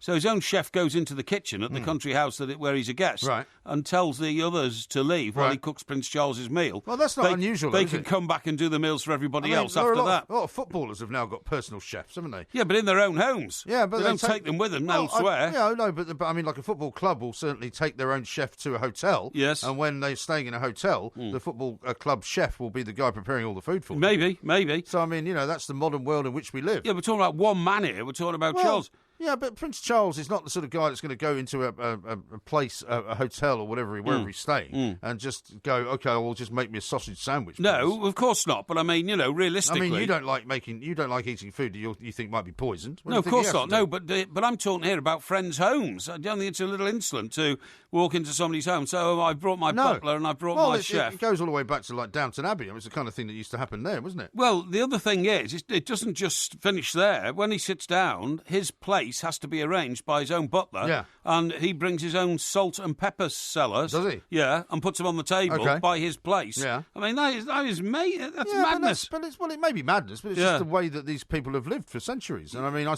would have thought it's the sort of thing that you would rather like. Yeah, he'd rather like that kind of rather eccentric kind of way of posh living. I think it's so outrageously, pompous and all that. Now, in the 80s, when Charles was still hunting, he'd go out and hunting. Yeah, I think that's like like on the grouse moors and all that kind of stuff. Well, I did a bit of deer stalking. Yeah, deer stalking up in Scotland. Trout fishing, that kind of thing. Balmoral, I suppose, yeah.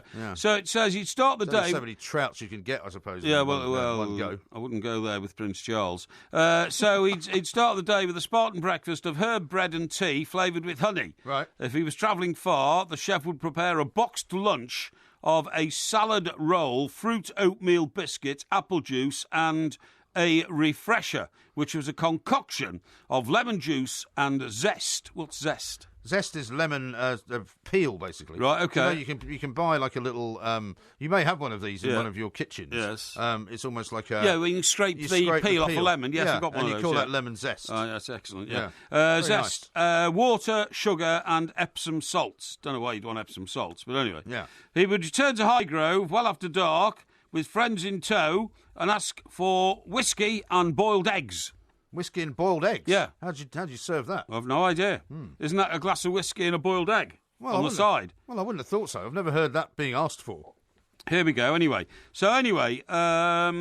Charles required his chef to cook his eggs for 3 minutes. Right. As a result, the chef boiled several batches and then threw away those that didn't meet the exact standard of softness demanded by the prince. Uh-huh. So he'd throw away food all the time, yeah. Right. For breakfast, Charles liked a cup of tea, a handful of specially mixed organic wheat germ and cereal grains. I hate wheat germ. I can't stand the taste of it. I can't stand, eating ridiculous seeds. No, but you know what? Wheat germ tastes like sawdust. Yeah, my mother used to eat wheat germ. Really? She used to put a spoon of wheat germ over her muesli, and to be fair, she has lived to be 93 and quite healthy. I used to eat bran. I got Bran? into a bran fixation in the 80s. I used to sprinkle my cornflakes with bran. Bran? Where would you get that stuff from? You go into a chemist and buy a bag of bran. Really? Yeah. And did it do you any good? Don't know. No idea. Well, I mean, some years later you ended up in hospital with acute heart failure. Yeah, well, that's absolutely true. So maybe it wasn't such a good idea. No, that could have been more to do with the Pinot. Anyway, it says a handful of specially mixed organic wheat germ and cereal grains, an assortment of honey and preserves on a silver tray and a few pieces of peeled and cut organic fruit. Yeah. Kept him going through most of the day. He didn't do lunch. At tea time, it was a slice of Welsh fruit cake. Uh-huh. So presumably if he's now in Romania, they've got to take the Welsh fruit cake with them. And for dinner, his 3-minute egg was usually accompanied by a salad and a number of dry martinis. Oh, yes. Mixed by one of the 2 butlers that travel with him. Yeah. Like James Bond, Charles was particular about his martinis. If he was invited to dinner, even by the US ambassador to Britain, his protection officer always carried a case which had Charles's own martini and the ingredients needed within it. Right. And if the prince spent a night on people who like their martinis do like them in a particular way, don't they? And there's nothing worse than getting a martini the wrong way if you like it the way you like it. Well, but to be that special, to take your own... But he's the Prince of Wales. He's the heir to the throne. I don't understand why you, of all people, who are normally very, very fulsome in your praise of these kind of rather eccentric English ways... Take your own butler to the American embassy to mix your martinis. Well, but that's what no wonder they think we're odd. No, they don't think we're odd. They love that. The Americans love that. If Prince Charles turned up with nobody, they would go, where's all your staff? Yeah, where's the butler, yeah. You know, that's what they expect. Now, anyway, dress-wise, he's a bit like you. Is he? In keeping with his passion for sustainability, he likes to keep his garments and shoes until they are falling apart. Well, I wouldn't say that's like me. Yeah, I would. Was there anything on me at the moment you'd like to say is falling apart? Well, no, let's hear the truth. I'm sick of your lies. I want you to front up and tell people what I'm wearing that is falling apart. Okay, did you... Describe my boots. No, excuse me, I'll describe my boots. Well, I'll describe the attire you had when I first met you tonight outside the building. Yeah. Did you have that sort of short... what's it called? Barber coat the barber coat, that doesn't fit you. It does fit me. Because you've grown out of it. No, it doesn't fit me. It's too small for you, honestly. No, it's not.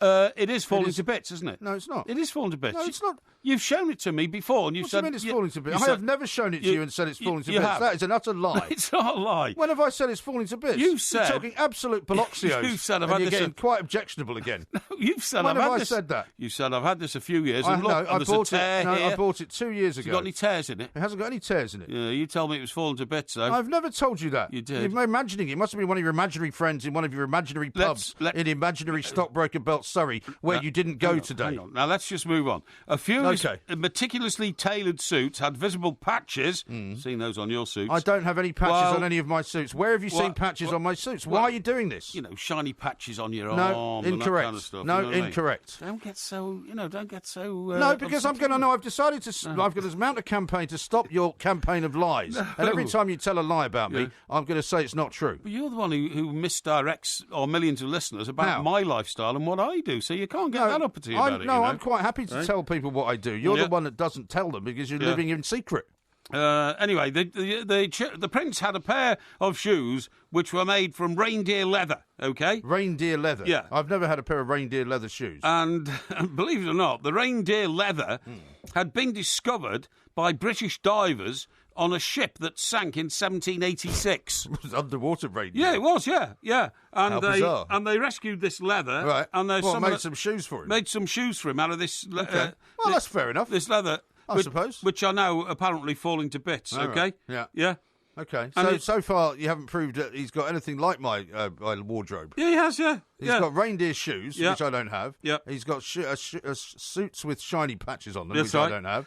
And he's got, what else has he got? His Savile Row tailor is Anderson and Shepherd. And I don't have a Savile Row tailor. And the minimum cost of his suit is £4,000. Yeah, I would never pay that for a suit. No, I wouldn't either. No. Rubbish. Yeah, absolutely right. But you say you go to a tailor, though. Oh, I've individual tailors. Oh, individual tailors? Yeah. Well, the one at Marks and Sparks? No, sometimes visiting tailors from Hong Kong. Oh, really? Oh, yes. Okay. Yes. This is Talk Sport. Talk Sport. And it's in! A diving header at the end of a 50-yard run. From the root to the tip. Talk Sport. Straight down the middle, it went straight down the middle. Then it started to hook just a wee bit, and that's when my caddy lost sight of it. That little white pellet has never been found to this day, but it went straight down the middle. This is Talk Sport. We are the two Mikes, and I'm delighted to say that we have reached that time of year where the Masters is only a few hours away, and Bob Bubka is with us right now to tell us about it. However, Bob, what an explosive story to kick it all off with the Dustin Johnson scenario.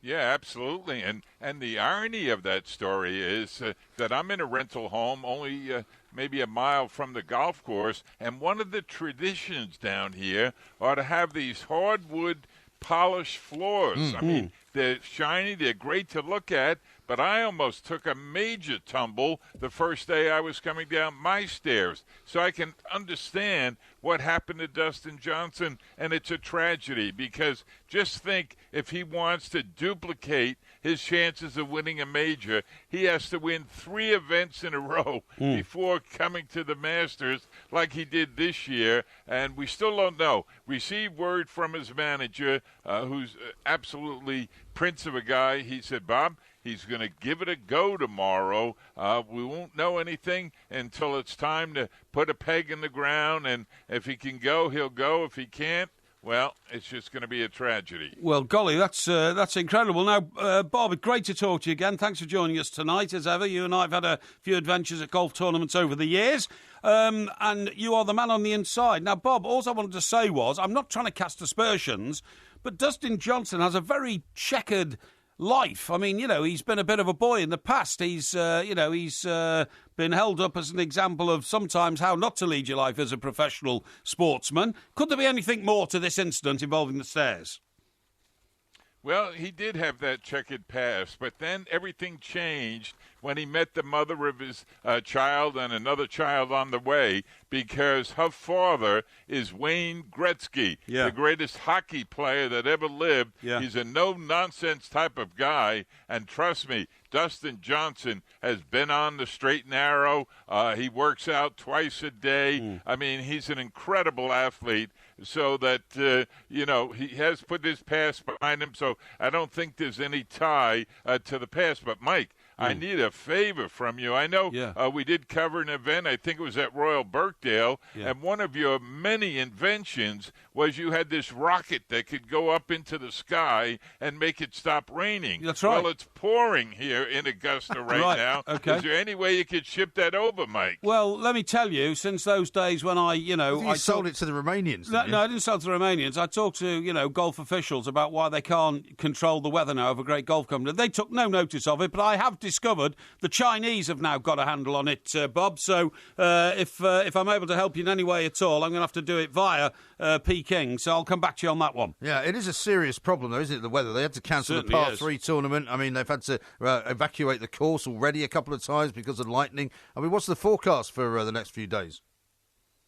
Well, it's a good one right now, except that it's going to be extremely windy. They anticipate for opening day winds around 20 to 25 miles per hour. The same thing for Friday. And Augusta National is a very treacherous golf course requiring very precise shots. And now you add the element of 20 to 25 mile an hour winds out there, it's virtually impossible to be that accurate. So you're going to see a lot of train wrecks early on the first couple of days. It's going to be a bit of a survival test more than a test of excellence until this wind goes away. And who, in your vast experience, Bob, will handle those sort of conditions properly, particularly if the top three who are out on their own, Dustin Johnson, Jordan Spieth and Rory McIlroy, bearing in mind that we're assuming Johnson's still going to play, which one of those three would best handle these rabid conditions?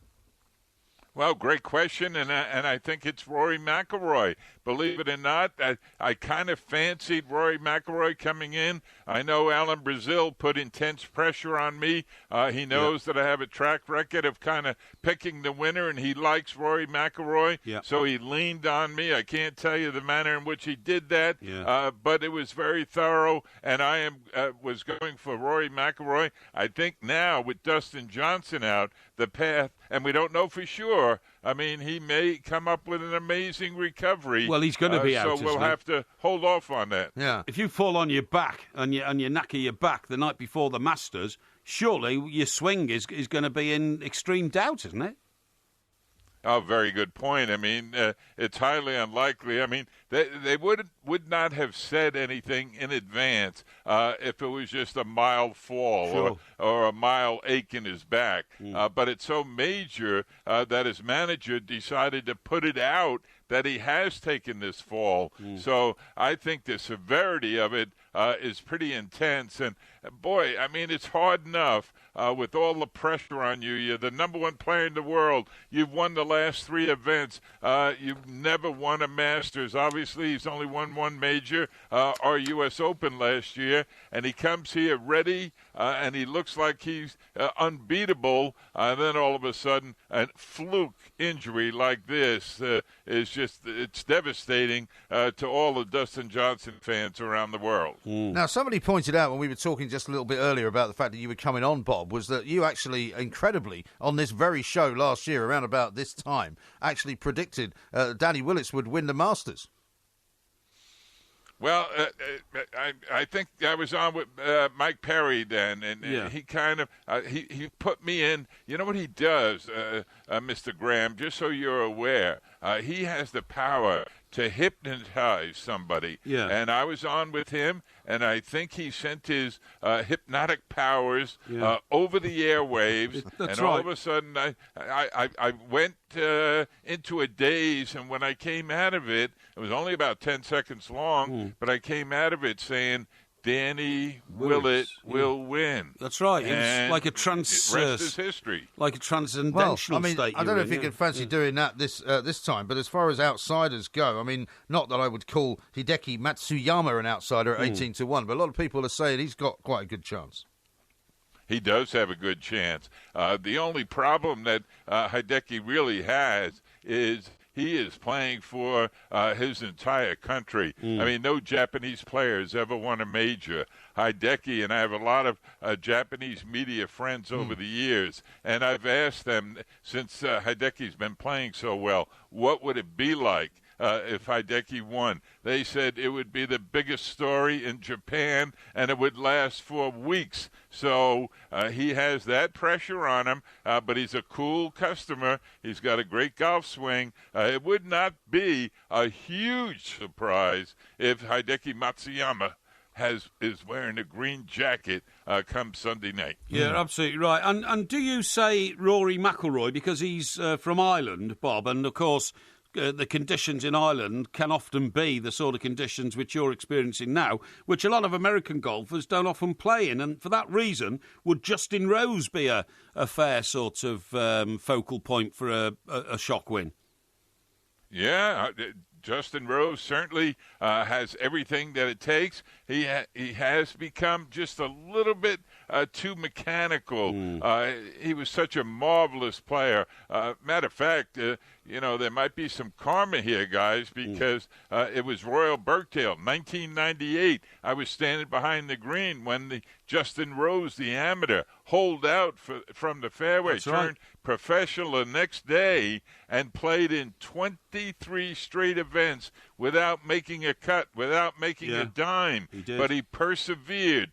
Ultimately now winning a United States Open, and I think he's playing very well. He's got one of the all-time great caddies, and a big fan of Talk Sport, by the way, Mark Fulcher, on the bag. Rose could get that job done here this week. Wow, that's brilliant. So, I mean, as far as the weather is concerned, will it slow the greens down on day one? Will it make it? Are they wetter than they would normally be?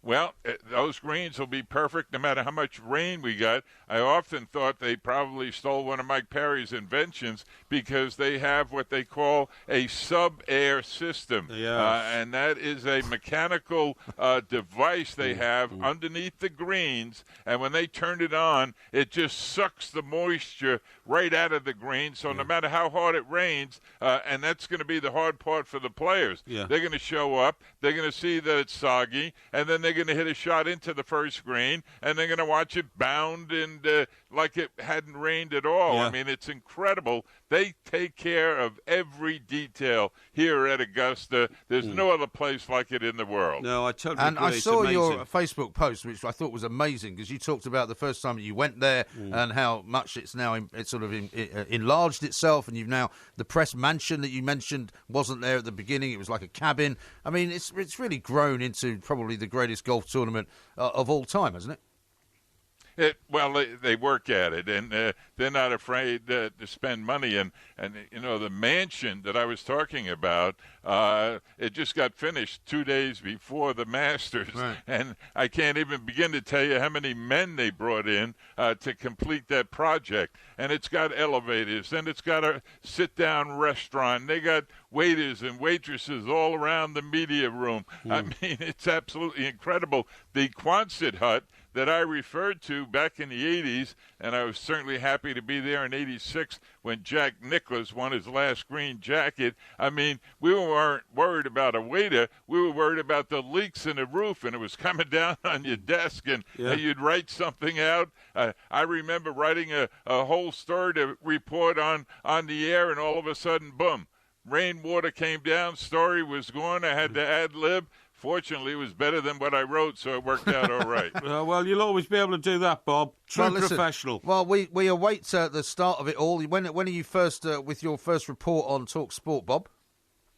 Well, I'm going to be with Alan Brazil in a matter of a couple of hours. Okay. That always gets me jump-started. There's nothing like broadcasting the Masters at 2:30 in the morning before they tee off at 8 o'clock in the morning. Right. I mean, boy, do I have to create excitement 5 hours before they tee off. But for Big Allen, I'm willing to do it. That's fantastic. Well, we appreciate you doing it, talking to us as well so close to that time. Go get some sleep and have a fantastic weekend, and good luck to everybody who's going to be playing in it. We'll see if Dustin Johnson is going to be actually out there tomorrow afternoon at 2 p.m.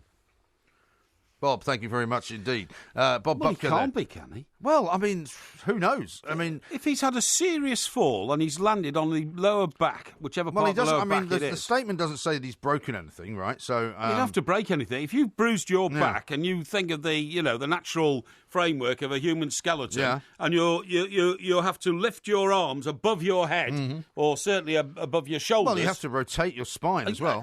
Absolutely right, in such a way, in a very, very fast movement. I can't see how he can play. It seems. I'm not a doctor or a unlikely. physiologist, but again, crikey. because we don't know specifically what he's done, it's difficult to judge. But I mean, certainly the manager has not said that he's ruled him out or he's ruled himself out. So we await the rulings in the morning. I guess. Bob sounded to me like. He's going to play.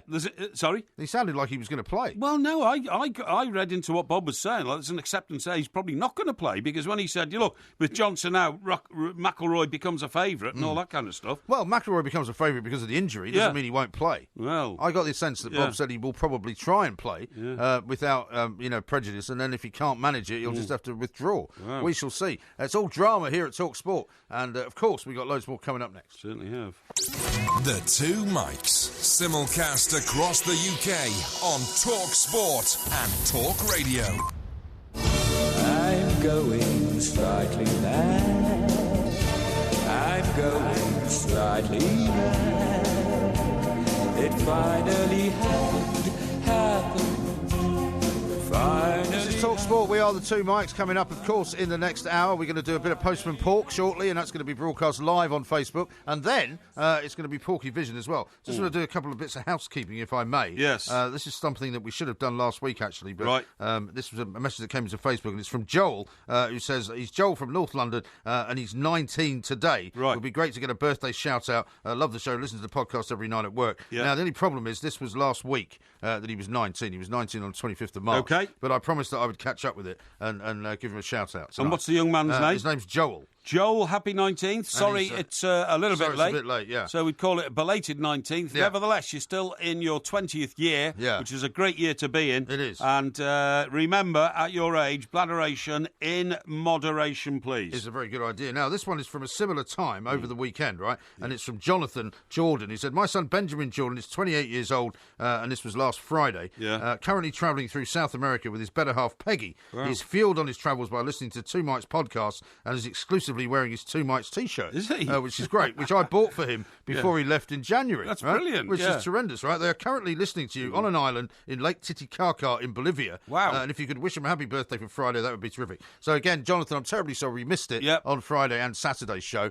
but if we can do it now and make up for it, that would be great. And that's to Benjamin Jordan, yeah? That is to, hang on, where are we? Benjamin. Benjamin Jordan, Jordan. Benji, very happy birthday, my friend. And, I do admire these adventurers who go off around the world and do things I that thought you didn't normal like people people who don't did do. Gap years. Well, no, it's not a gap year. He's 28. Yeah, so, true. so and his girlfriend Peggy, or his better half, anyway. Girlfriend Peggy. Peggy, well done. And we would like to make a request to you, please. Can you please take a picture of yourself in the Two Mics T-shirt? That's a good idea. At Lake Titicaca or wherever. At Lake Titicaca or wherever, so that we know that the word of the Sears, the Two Mics, is being spread around the world. Well, we know that because some people do send a lot of pictures. We had a picture did. today that came in from a guy, and I'm not going to give you his name because I can't remember it. Yeah. But he tweeted himself tweeted a picture of his phone as he was listening to the Two Mics podcast in Moscow. Right. He was in Moscow. That's brilliant. Yeah, I saw that. Yeah, that's right. He was in Moscow, so that's excellent. Well done. Because a lot of people listen to us around the world, which we love, of course, and a lot of them listen live around the world. Indeed. So we're a mid-morning show in Australia. We're a breakfast show in certain parts of the Far East. Okay. We're a sort of evening show in California, that kind of thing. We're the second most popular breakfast show in New Zealand, by the way. I know that because I spoke to a New Zealand person. Did you? A New Zealand person? Yes. What do you mean, a Kiwi? A Kiwi, yeah. Fush and Chups. Yeah, that's right, yeah. Now, what about this Canadian couple that I'm going to tell you about? Yeah. Have won the lottery, right, for the third time in a row. Good God. What are the odds of that happening? When you say in a row, you mean the third time during their lifetime? During their lifetime. They won the lottery in 1989, 2010, and now they've just won it again. Is it the same lottery? It's the same lottery. State lottery? It's the same lottery. It's different amounts of money. This is the first time they've actually won a massive amount. But the first time, they won 76,000 quid. The second time, they won £59,000, right? Yeah. Now, they've actually won something like 5 million quid. This is Canadian dollars or pounds? £5 million. Well, that's very good. It's 8.1 million Canadian. Well, I think that's it's excellent that they were that lucky, and I wish them well. That's unprecedented, isn't it? It's unprecedented. To win 3 times. But I would say anybody who puts their dreams of a better life on buying lottery tickets is a mug, because most you buy people, lots of lottery tickets. I do, yeah. But most people don't win the lottery, and therefore, to me, it represents 0.00001%. Yeah, but why do you do lottery life. if you're not interested in winning it? Well, because I'll tell you why, actually. It's quite an interesting story. Yeah. When it first started in 1994, I thought, OK, I will. Well, everybody did it in 1994 because it was such a big thing. True, absolutely. I think even I did it for about a couple of months. Yes, but I came up with a list of numbers which were related to, my lucky numbers and numbers relating to my family and birthdays and all that kind of stuff. Which a lot of people do, right? Yeah. So then I kept it going for a couple of years when it was like £1 a go or something like that. And then I thought, I might as well have a few of these lucky dips as well. So I started buying like £10 a week, right? And then, of course, they started charging £2 and all that. Yeah. I'm now plagued by the idea that if I stop, because it's much more difficult it's to win like it being these at the days. fruit machine in Las Vegas, isn't it? It is, yeah. If you stop and walk out, and the next guy's going to win it. Exactly. But the numbers used to go up to 49, they now go up to 59. So the it's odds much harder to win now. Much harder to win. Yeah. And so, to be honest, I wanted to give it up. I thought, this is pointless. Yeah. Absolutely, utterly pointless, because, it's never going to happen. And my favourite numbers are only in the first 49 anyway. And there's always a 50 number in the winning line. However... Shouldn't you take account of that then, and maybe leave one line as your original? Yes, but then into say another episode or some kind. Funnily enough, I do. I take the second line where I put 3 numbers in the 50s in, because that sometimes comes out in the lucky dip and all that kind of stuff, Yeah. And I have got 3 numbers in the 50s because myself and my 2 sisters were all born in the 50s, so I can use those as lucky numbers for that. You see, we should play that police song more often. What's that? Born in the 50s. There's a police song. Born in the 50s. I didn't know that. You didn't know that? My favourite police song. Play it. I'm sure Sam can find it. Which I've hardly ever heard, but which is great, is "Do the Russians Love Their Children Too?" Yeah, you heard that? That's a Sting song. Fantastic song. But that's a Sting. Yeah, that's a solo Sting love song. Their children too. All right. Which sounds great. We'll maybe do both of them. But anyway, the reason I can't give up buying lottery tickets is because you're addicted to gambling. No, karma will hit me the minute I give it up. My original numbers will come chameleon. up. Yeah, and it'll be 7 million in the bin. Listen, you live now near woods and things, don't you? Woods. Yeah, you do. Well, I live near a river. Trees. I have lived near trees, and I do live in the countryside where there are trees. Right. Now, I hope that this weekend, right? Yeah. Because you're going off somewhere, I think, aren't you? I'm going on my travels this weekend. Excellent, yeah. Now, I hope you'll encourage your 2 boys. Yeah. Did you know I'm a member of the Woodland Trust? I didn't know that. Doesn't surprise me. How much does that cost you? I think it's about £25 a year. Really? Yeah. Why are you a member of the Woodland Trust? Well, I want to preserve woodlands in this country, definitely, yeah. Okay. Yeah. And any particular woodlands that you like to visit? Well, at this time of the year, this is a good question. Yeah. Woodlands where bluebells are growing. Bluebell Woods, lovely. Because at the Woodland Trust, we are doing a massive survey. Yes. Sorry. So now you're speaking on behalf of the Woodland Trust. Well, as a representative of the Woodland Trust. They're not a representative, you just give them some money. Well, it's the royal we in that case. Is that right? I mean? Yeah. And we want to find out how many bluebells there are in this country. So if you go online to thewoodlandtrust.org.uk, Bluebell Watch, you will find that there's a survey there, and we want youngsters to contribute to where they've seen bluebells. Okay. Because we're trying to find out how many bluebells there are in this country. Do you not think that's a fantastic thing? Well, it is a good thing. Because Yes. anything that involves young people in doing stuff which is for the general good, I'm very much in favour of. However, how do they expect you to measure the number of bluebells? Well, they don't. They want you to report if you've seen a bluebell field or a bluebell wood or something like that. Take a picture, send it in, and then the experts can put these all together and estimate the A, the number of people who are responding, and B, the amount of areas of this country that have been covered, and then C, what kind of response they're going to, say, 10 years ago. It's illegal to pick bluebells.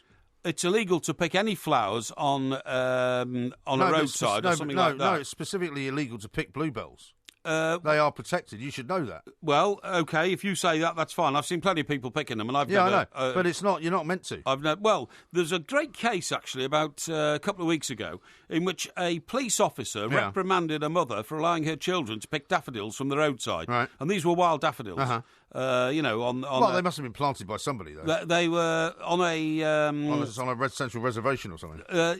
Yes, something like that. They were it was a country lane, and they were on a roadside. Okay, and they were daffodils on an embankment, and they picked them because it was Mother's Day. Yeah. And so this car had stopped in a lay-by, you see what I mean? And the children got out, and they said, no, there's some daffodils there, go and pick a few. Right. And then the police car came along, stopped and reprimanded them and made them give the flowers over to the police, who then took them to an old people's home. All right. Well, I think that's disgraceful to go around picking wildflowers. And you're absolutely right. Of course, it should be against the law to pick bluebells. I think the problem is that like everything in this country, if it's done in sort of sensible proportions, it's fine. I don't think you should be giving children a hard time for picking flowers. Go around thieving flowers from the roadside. You didn't even know it was illegal. Well, I knew that picking daffodils from the roadside is illegal, so it doesn't surprise me picking bluebells is illegal. But you say I bring up something which is of great natural worth to young children, all that. And all you can do is start talking about ridiculous, idiotic rules. No, I'm trying to enhance people's lives, particularly those of young children. I'm trying to tell you that so far you have encouraged people to take pictures of bluebell woods and send them in. Yes. But what you must also tell them is that they shouldn't pick them while they're taking pictures of them, because they might say, oh, look, these are lovely, and we'll send this into the Woodland Trust,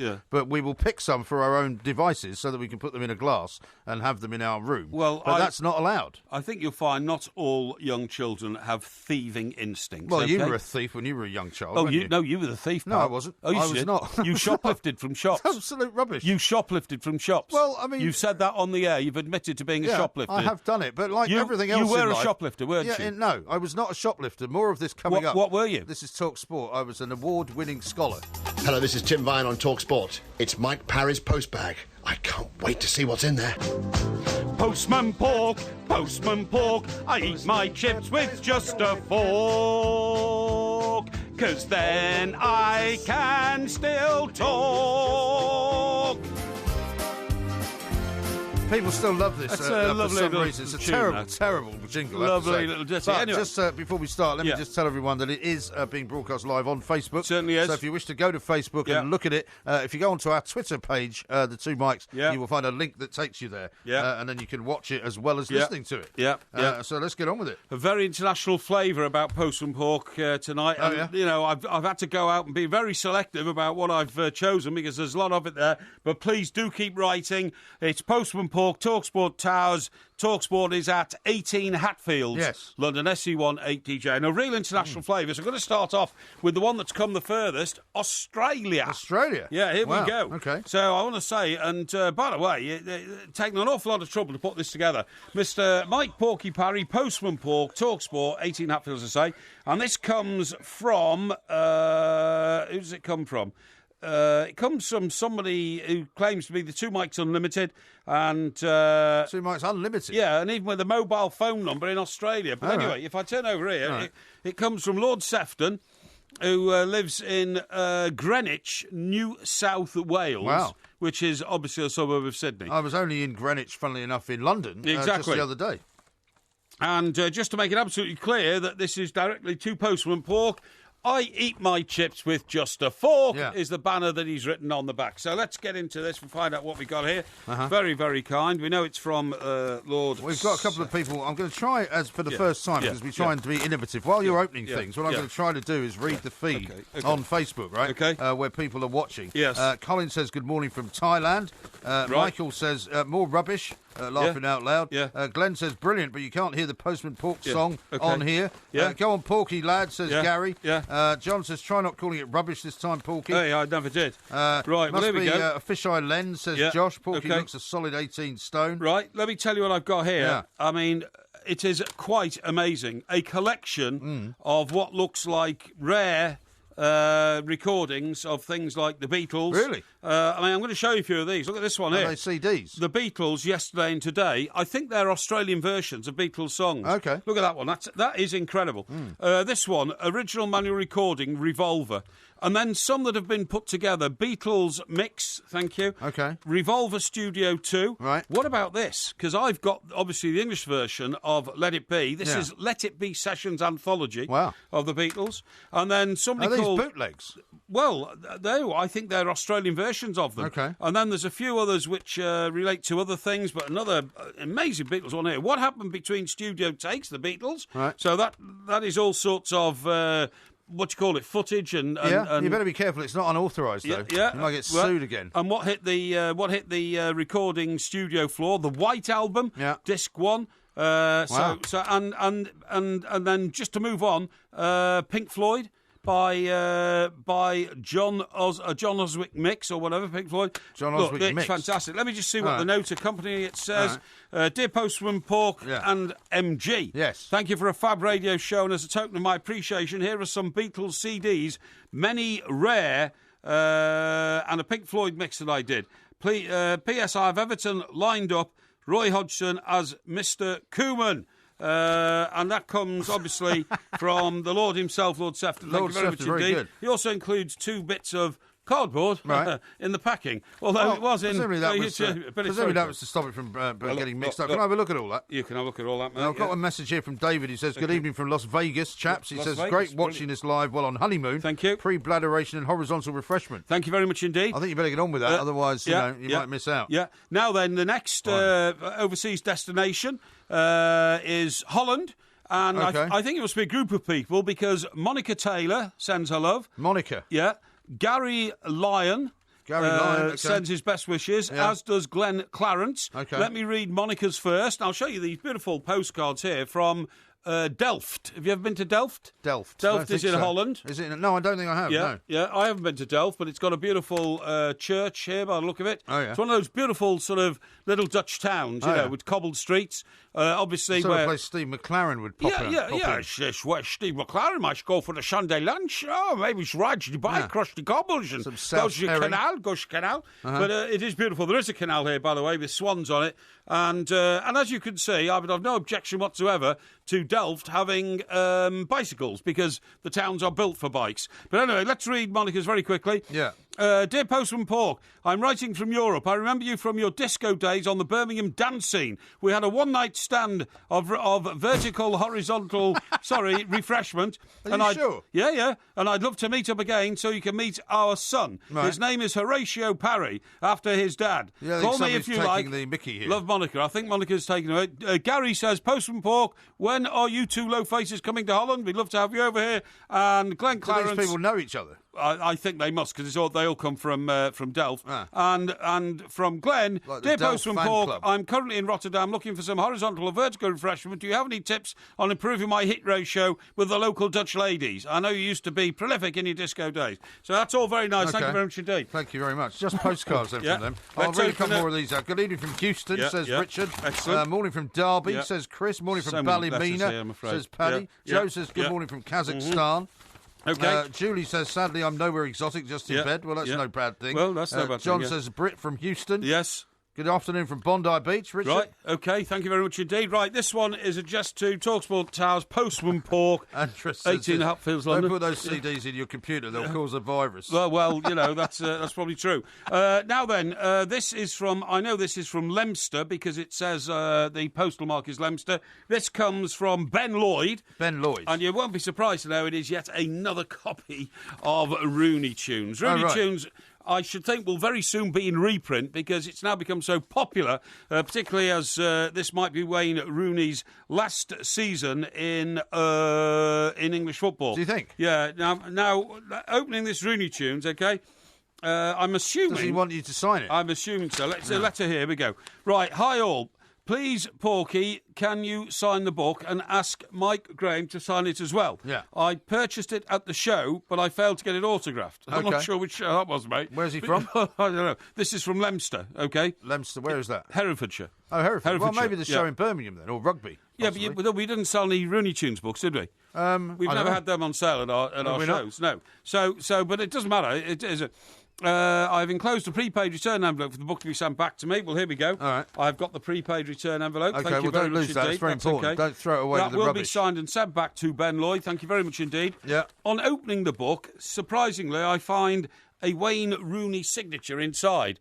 I can tell you that actually... Is that Wayne Rooney's signature? No, it's not. Wayne Rooney's signature is very distinctive. It slopes to the right and almost leans over. Well, so somebody's faked that then. Well, I don't know if they faked it. I think somebody's just written Wayne Rooney in there. But we will certainly sign that. But I do have to stress that there's no way in the world we're claiming this is a Rooney Tunes book signed by Wayne Rooney. I've never come across a Rooney Tunes book signed by Wayne Rooney. Did you ever send him a copy of it? No. Why not? I didn't feel it was necessary, Why not? really. I thought if he was that interested, he'd Well, probably no, surely that's got the whole one of point his of writing a book people about a guy. you send it. viral. I mean, if you had any nous about you, you would have got a story out of it. Well, no, the publisher sent it and all that kind of stuff, but it was never acknowledged. You should have sent it to him. I wouldn't expect it to. Right, now here we go. Move on, please, as we're nearly out of time. Okay. Dear Mikes, you know how Cameron got rid of the Ark Royal and other ships? This comes from Karen in Forfar. She says, I have your first book, Britain's wackiest radio station. A lot about your heart condition. I think that was a history of Talk Sport, wasn't it? Yeah. Probably, yeah. I think it was. The other book. Anyway, it says here, you know, Cameron got rid of the Ark Royal. Yes, I certainly did. Other ships insisted on their going to Turkey for scrap. They could have been turned into housing for the homeless, surely. Or is that too simple to understand? So housing for no, I don't think anybody from the homeless wants to live on a ship. Well, if they'd rather live on a ship than sleep in an alleyway, and I'd taken down some of my out-of-date beer and stuff. Not necessarily. She says, why don't we teach first aid at every secondary school in this country? It's as good as religious education. Well, Karen, thank you very much indeed. That's very kind of you. David just sent me another note from Vegas. Says, my new wife is now watching this in Vegas. She wants me to explain horizontal refreshment. Horizontal refreshment? She needs to have it explained to her, David. You're not doing the right thing. That's not something we want to get into. Right, let's open this one. This is it says... Hi from Toronto. Portmeister Postman Pork, 18 outfields. Let's just get... find out what's in here, because I'm sorry, we're running out of time a bit. I'll get round to opening this book in a minute. Yeah, what's the problem? Pete says, has Porky been on the coat? He keeps itching his nose. No, I'm sorry, I do. I don't know why. I'm awfully sorry. I think it's the air conditioning or something. Right, it's a bit cold in here, actually. Hurry up, for heaven's sake. There's nothing worthwhile yet, is there? It says here, this is from David in Cheshire. Oh, yeah. Dear Postman Pork, enjoy your show on TalkSport very much indeed. Tell MG I'm also a big admirer. Would you please send me a photo for my collection of radio stars? I'd like a nice glossy one, please. Not one printed off the internet. Okay. And that comes from David. Well, do you know, funnily enough, we were going downstairs the other day, and the guys on the front desk had us sign a picture. Yeah. So apparently they are now producing pictures from Talk Sport to send out. Okay. So we might be able, if you write to Talk Sport, it might be possible to get one. Right, but we don't know actually where they are. Okay. Right, here we go. I've been sent a book. A big book? Yeah, and I sliced this open actually on the way into the studio. Oh, did you? Okay. It's a book from, I don't know who it's from actually, but it's my story. Yeah. Cliff Jones, the Cliff Jones story. It's a Wonderful Life, my story. Forward by Ryan Giggs and Gareth Bale. A very commendable book. I remember the John White story. Hang on. Oh, this is Cliff Jones. Cliff Jones was Cliff Jones? The winger for Spurs, right? But he played with a lad called John White, who sadly... he died, on a golf course. He got hit by lightning when he was sheltering under a tree on a golf course at the heights of his fame. But look, that's very calm. I'm not sure who that's from, actually. But it doesn't matter. It's not very interesting, this haul of stuff. I thought you said there was a load of stuff. Yeah.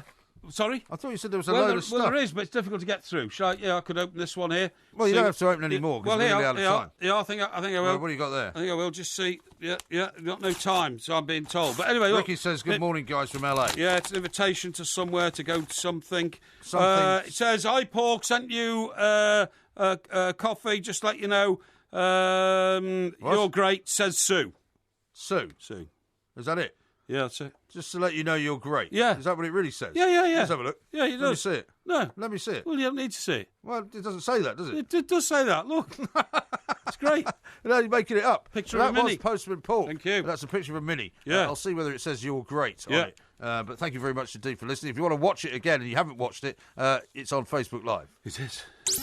The Two Mics, simulcast across the UK on Talk Sport and Talk Radio.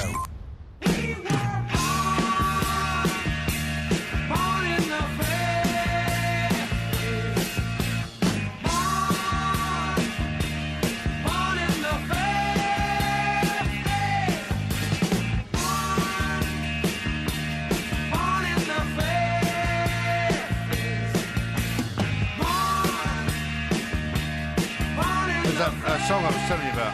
Yeah, what's the All song? in the 50s by the Police. Oh, right, okay, yeah. That's quite a good song. Very good, very apt for you. Yeah. So here's one from Chris. He says, Porky is right. Wayne Rooney's signature is distinctive. It's done in crayon. See, that's the sort of thing that's a very unfortunate thing to say. Of course it is. Because it's probably not true. The day that, I don't know who wrote that missive, but the day that they earn themselves 35 million quid from, their own individual skill, they're entitled to criticise others. But until then, I would actually shut up. Indeed. Here's one from Chris who says, did Porky just read out Clarence the Lion sending him stuff from Rotterdam? No. It was Clarence the Lion. No, it wasn't Clarence the Lion. It was Clarence the Chap. Thank you very much indeed. And Ben says, Postman Porky's Chips and His Fork is the best jingle on radio, bar none. Well, thank you very much indeed. Go Porky. Well, that's interesting. Now, have I told you this story? It's a fascinating story that I saw today, and I thought it might appeal to your sense of the scientific endeavour. Right, and it is that Norway has unveiled plans to build the world's first sea tunnel for ships. That's amazing. Which, when you think about, like, the Mont Blanc tunnel, where the cars go through, you think about, I suppose, the Blackwall tunnel, where the cars go under a river. You think about the Holland tunnel in New York, where they go under the Hudson and all that. This is a thing that's going to be called the Stad Tunnel.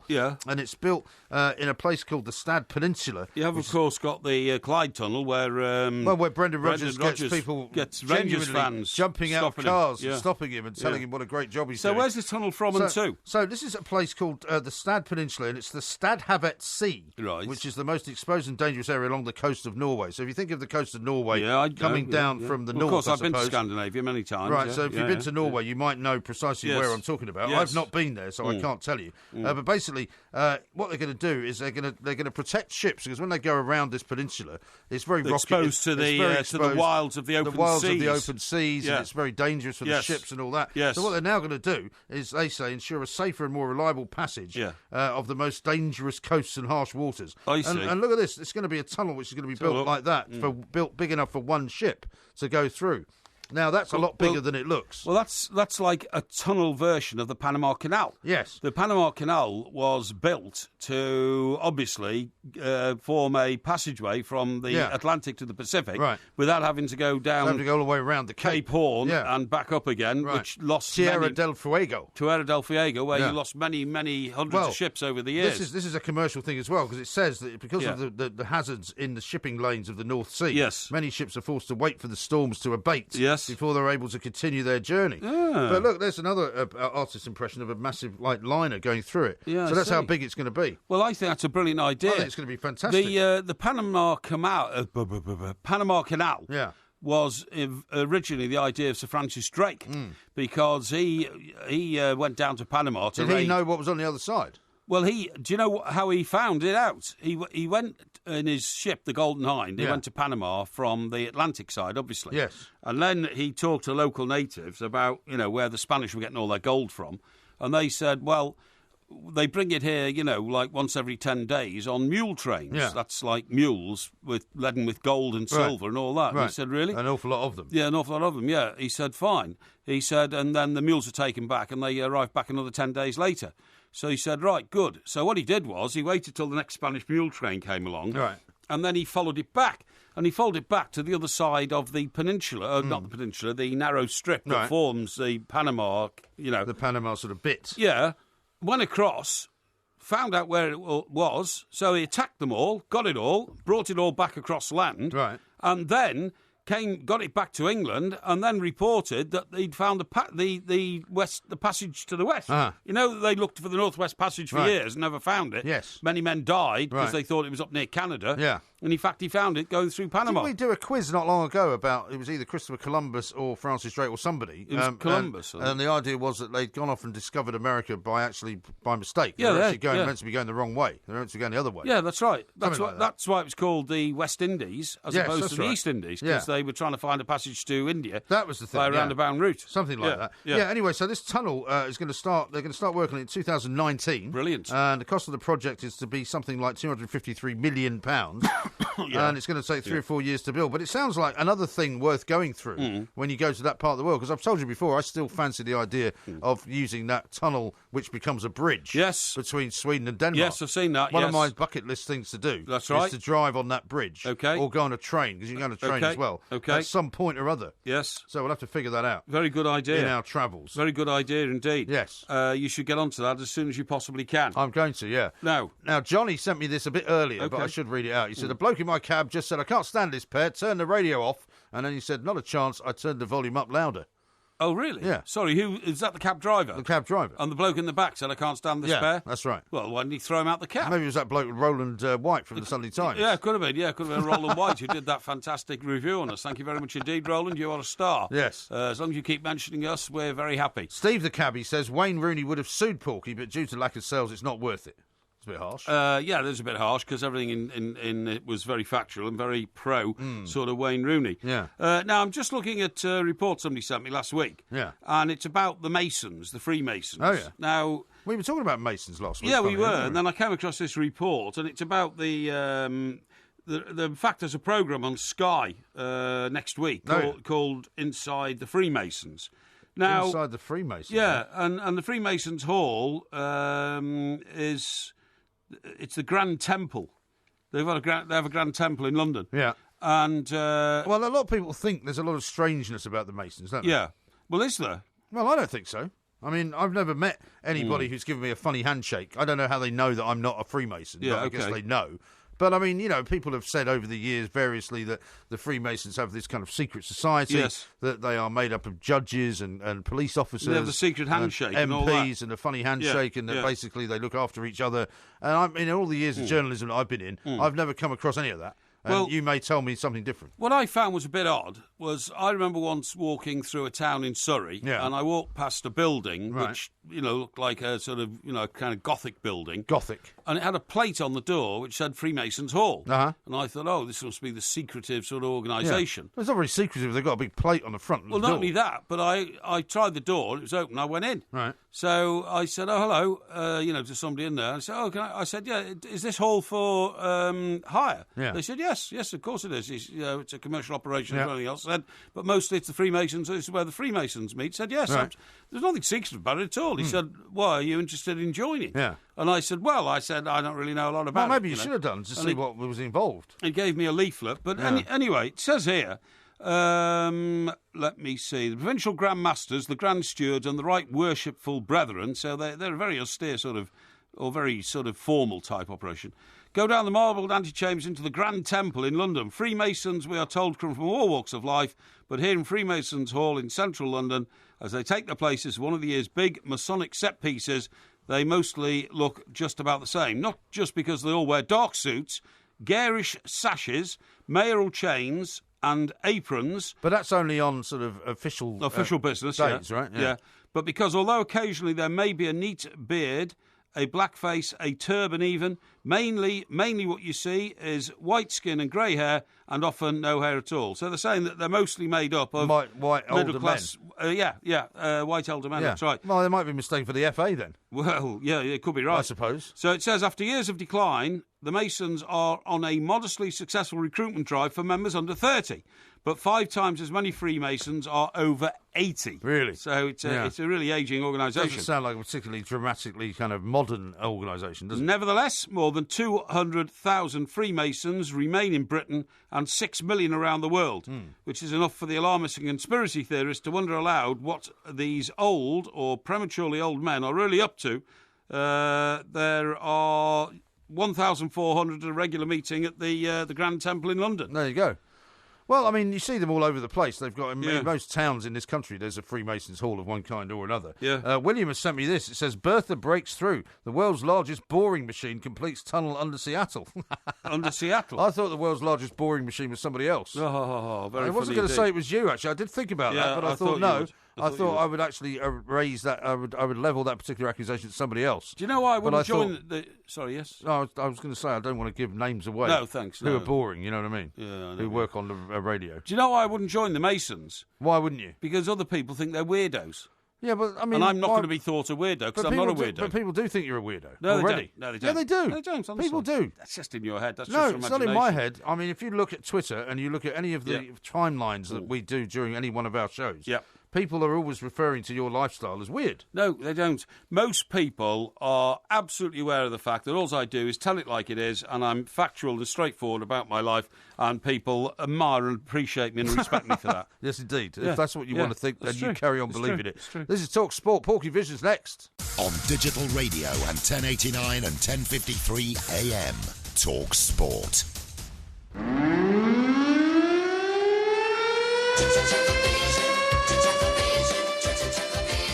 TV reviewer, I can reveal there are no plans for a new series. Yeah, no, but wasn't there a previous series? Oh, hang on, wait a minute. It says here there might be a new series. What's the problem?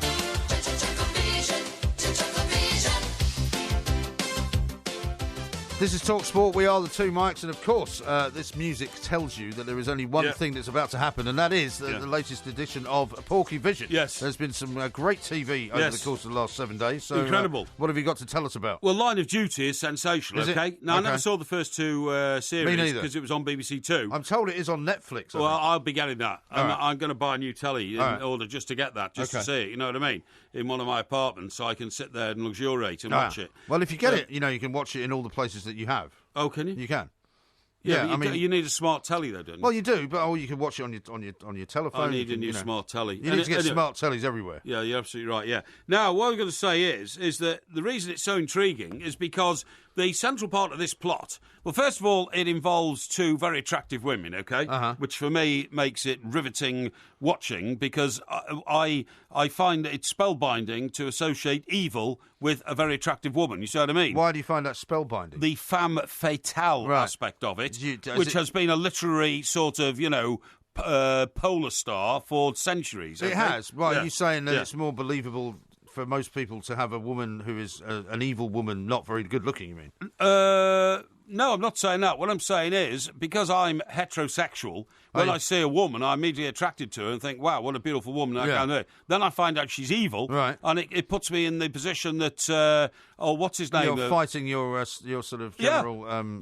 You want to be condemning this woman because she's evil and she's killing people, all that. But on the other hand, you think, I would still want to go to bed with this woman, even though she's an evil murderer. You know what I mean? I can see why you have a dilemma. Yeah, exactly. Of course you have a dilemma. Of course you have a dilemma. I mean, Rogerization sometimes is an emotion which overrides other well, it emotions, can get you into a lot of trouble, yeah. Exactly. But aren't these women supposed to be police officers in this show? Well, this is the amazing thing about it. Now, you see, this is what the great thing about Line of Duty is you are not quite sure, none of us will be, until the end of I think there's 4 episodes, isn't there? What? 4 episodes of Line of Duty? I have no idea. Or is it 5? I haven't seen it.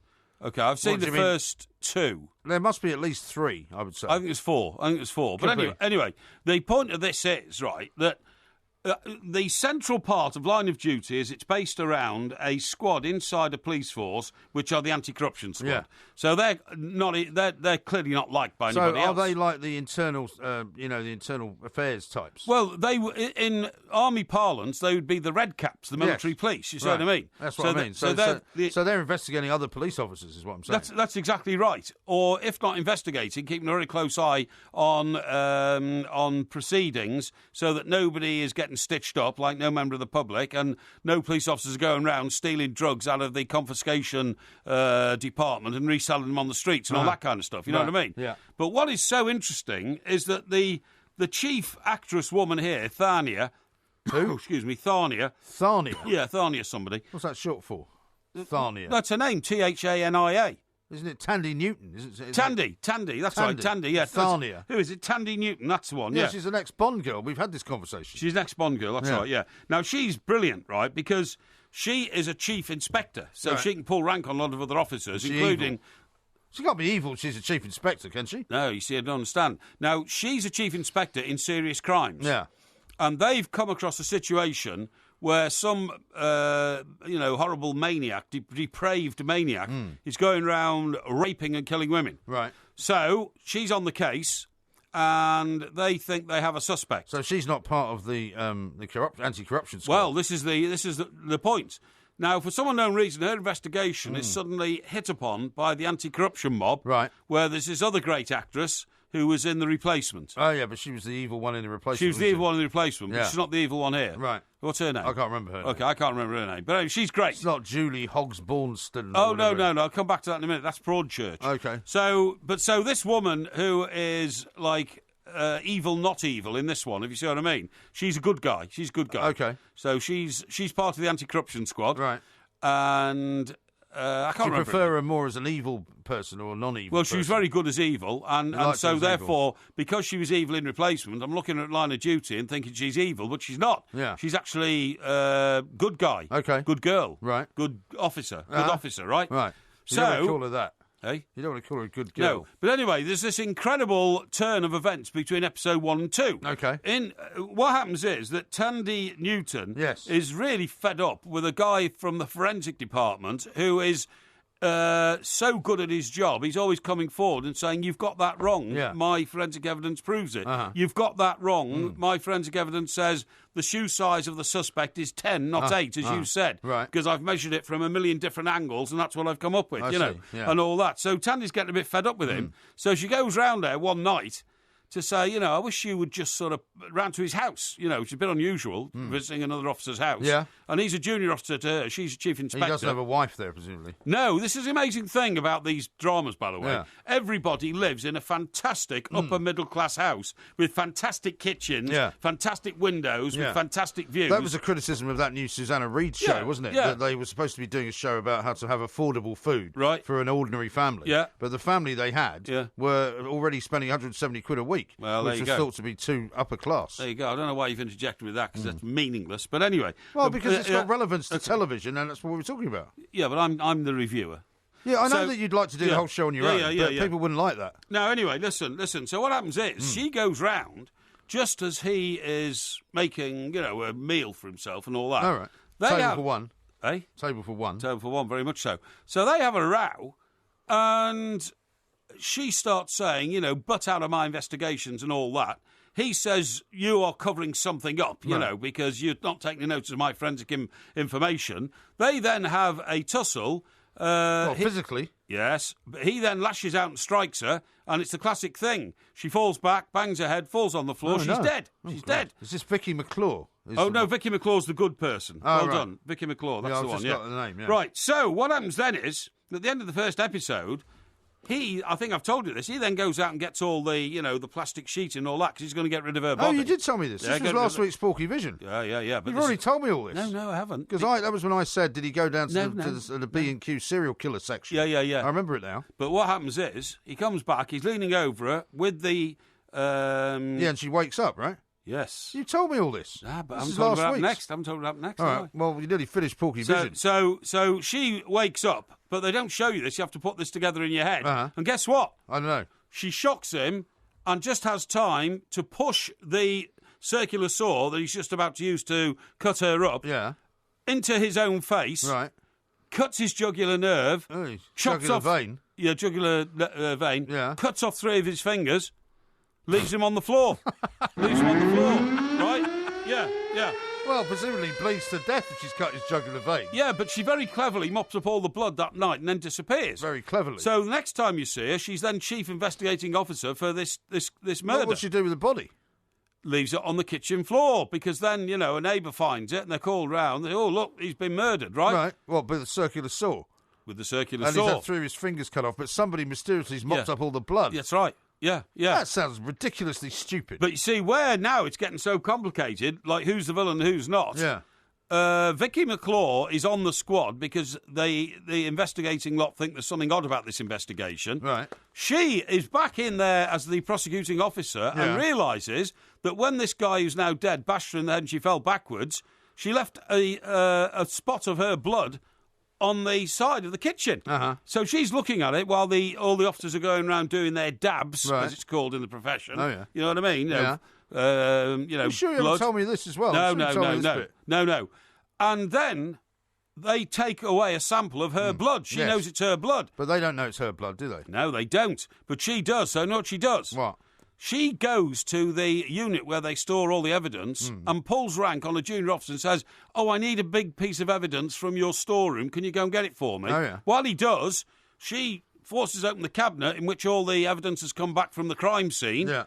And finds eventually the bag with her blood sample in it, although she's written down the wrong number. So she takes time, looking for it while the other officer's about to come back. Yeah. And she changes the number on it, and she changes the blood sample inside it. She doesn't take the bottle.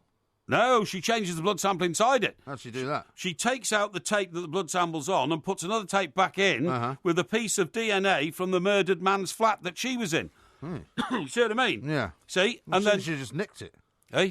Shouldn't she have just nicked it? Well, no, because then it would have been missing, and then there would have been a big investigation. She's trying to make sure that only his blood was found in the plant. Oh, I see. So what I'm saying is this is quite an amazing situation when you don't quite know who's corrupt and who isn't.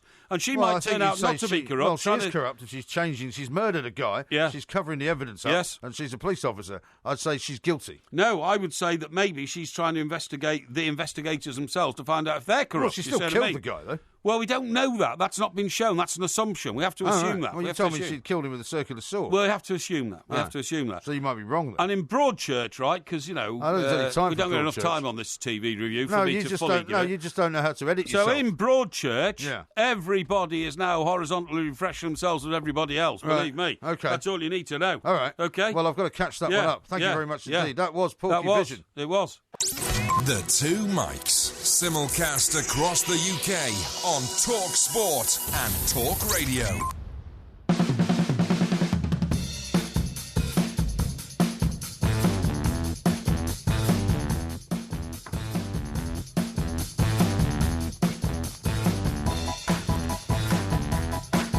We've teamed up with the Sun newspaper for a series of special audience events which kick off on Wednesday the 19th of April in London, and you can be a part of it. An expert panel will debate what Brexit means for you, and you'll have the chance to get your voice heard live on Talk Radio. Indeed you will. Up on stage will be Talk Radio's very own Sam Delaney, Julia Hartley-Brewer, Anne Soubry MP, Dominic Raab MP, and political comedian Matt Ford. Now, the tickets are only £5, and all the profits go to St Thomas's Hospital, which is, of course, a very, very worthy cause.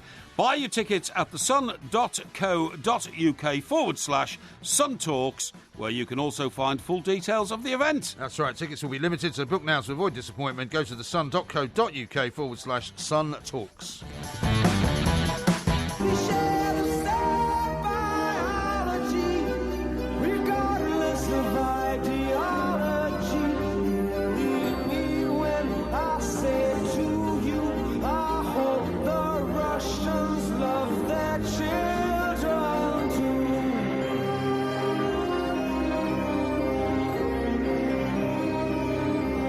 Now, do you know why that's such a haunting song? Why? Young people listening to that now will say, oh, what does that mean? Do the Russians love their children too? Now, you have to remember, that song was written at the height of the Cold War. So it was written in the 80s. And, you know, everybody thought it was before... Which was as the Cold War was kind of coming to an end, really, wasn't it? Well, yeah, but we didn't know that that until Reagan got into power and threatened Gorbachev that he would spend $10 for every ruble that Gorbachev spent on missiles, and Gorbachev knew the game was up. Nobody knew it was up until Reagan got into power, because Jimmy Carter was the previous president, and under Jimmy Carter, the Russians took liberties all over the place, you know? So, because at that time, nobody knew the Russians were actually overspending to the point of bankruptcy, which is what ended up happening. I totally agree with you. And nobody knew that most Russian ships didn't work, their submarines didn't work, their Air Force didn't work. You know, it was all big contract and all that. And everybody was still on tenterhooks a little bit as to where it would all end. So, of course, rock stars like Sting, who write songs, and you can include, you know, the man whose name we don't mention, John Lennon, having written songs 20 or 30 years earlier about the same thing. You know, it's a sort of give peace a chance thing. So what he was saying is, remember that if we go to war with Russia, the Russians have children too. So it's not just a situation in which the West will be obliterated, so will the East, you know? And, well, he wasn't the first person to come out with that, was it? No, but it was a very poignant song, the way he wrote it. It was shortly before he was pictured with that guy with a plate in his mouth, wasn't he, down in the Amazon jungle? Yeah, that's right. That was the guy that he rode around on a motorised canoe with up and down the... No, he did. Motorised canoe. And then, of course, up down the Amazon. And, of course, there was that joke then about the tantric sex, which has haunted him ever since. That's right. Which it turns out isn't true. Yeah. But apparently it's not true. No, it's not true. Talking about something that is true, though, I did mention this to you earlier, but we haven't got around to it. Is Aston Villa's owner's Tony Gia's little tweet that's right, fight that's going on with Ian Holloway. Who are you? Because Aston Villa managed to beat QPR the other day. And I just thought, because Steve Bruce has actually done wonders for Aston Villa, apparently. They've won 8 out of the last 9 of them. Well, and I mean, it's a long shot, but they could still make the playoffs now. 4 points off the playoff spot, I think. Yeah. And one of the things that this guy, Tony Gia, is upset about is that when old Ian Holloway, Onion, as he's known, who are you, known to us, was a pundit before he got his job back at QPR. Yes. He said that Aston Villa would end up in 16th place. He did, yeah. And it now turns out that, bizarrely, QPR by karma, in 16th place. QPR in 16th place. Yeah. Isn't that funny? I'm not sure if it's funny, but it's certainly a sense of irony about it, isn't it? But Gia has now labelled Holloway, who I don't think will take this line down, a failed player, a failed manager, and now a effed pundit. He's used the F word. Yes. In a tweet. Yes, that's rather unfortunate, isn't it, really? Because, of course, this is a family show and all that kind of stuff, you know what I mean? Who are you? It'll spark another fierce rivalry within football, which will one day get sorted out. Yeah, and Ian Holloway has said, apparently, Villa have got a fantastic manager, and when you come down in the Championship, perhaps it's not going to be fixed as your chairman might think. Yeah. I don't care what the chairman has said about me. Yeah. He can say what he likes, but he's got the right man in charge at Villa who's absolutely brilliant. Yeah, you're talking about Steve Bruce there, isn't he? His old mate. Yeah. His old mate, Stevie. Me and Brucey been old friends for years, you know, right in Give him a Norwich and all job. them places. Give him the job. Who are you? Give him a job. Aye, quite right. So we should watch this space, I think. Oh, I think he'll be looking for revenge. I think you're right. Don't you Who think? are you? Now, talking about situations changing, right, now, you know our favourite newspaper, not The Guardian. The Groeniad, The Groeniad. There is talk in media circles, because I have my ear to everything around here, that it might literally pack up being sent... they might actually shut it down. No, pack up being located in central London and move back to Manchester, where it originated. Oh, yeah. In 1964. The Manchester Guardian. You know, my father always called it the Manchester Guardian. Well, loads of people did. In 1964, when I was alive... When you were alive? Yeah. What are you now? Well, yeah, I'm still alive, yeah. It was known as the Manchester Guardian. Yes. And that's because it was produced and distributed from Manchester in the days when you didn't have satellite printing or anything like that, right? And it was shipped down south as opposed to all the others which were produced And what was in its London. origin? I mean, was it started by a sort of... Trade union movement. A trade union organisation? It started, I think it was in affiliation with the Co-op. Yeah. It was started, Right. and it became the working people's paper, The Guardian. It was known as the Manchester Guardian, and it was part of the company that owned the Manchester Guardian and the Manchester Evening News. Yes. And they were in the same building in Deansgate in Manchester, right? But then it got ambitions to become a proper national newspaper, so it relocated slowly its office down to London in a place near Mount Pleasant Post Office. Okay. Right? That's where its first office That's where it was in Farringdon, yeah. That's right, in Farringdon, that's right, yeah. Well, now... And they moved out of there a while ago, but not that long ago, because I remember coming down from Scotland and having lunch with an old mate of ours. That's right. Who was working for the Observer. Who was that? Chris?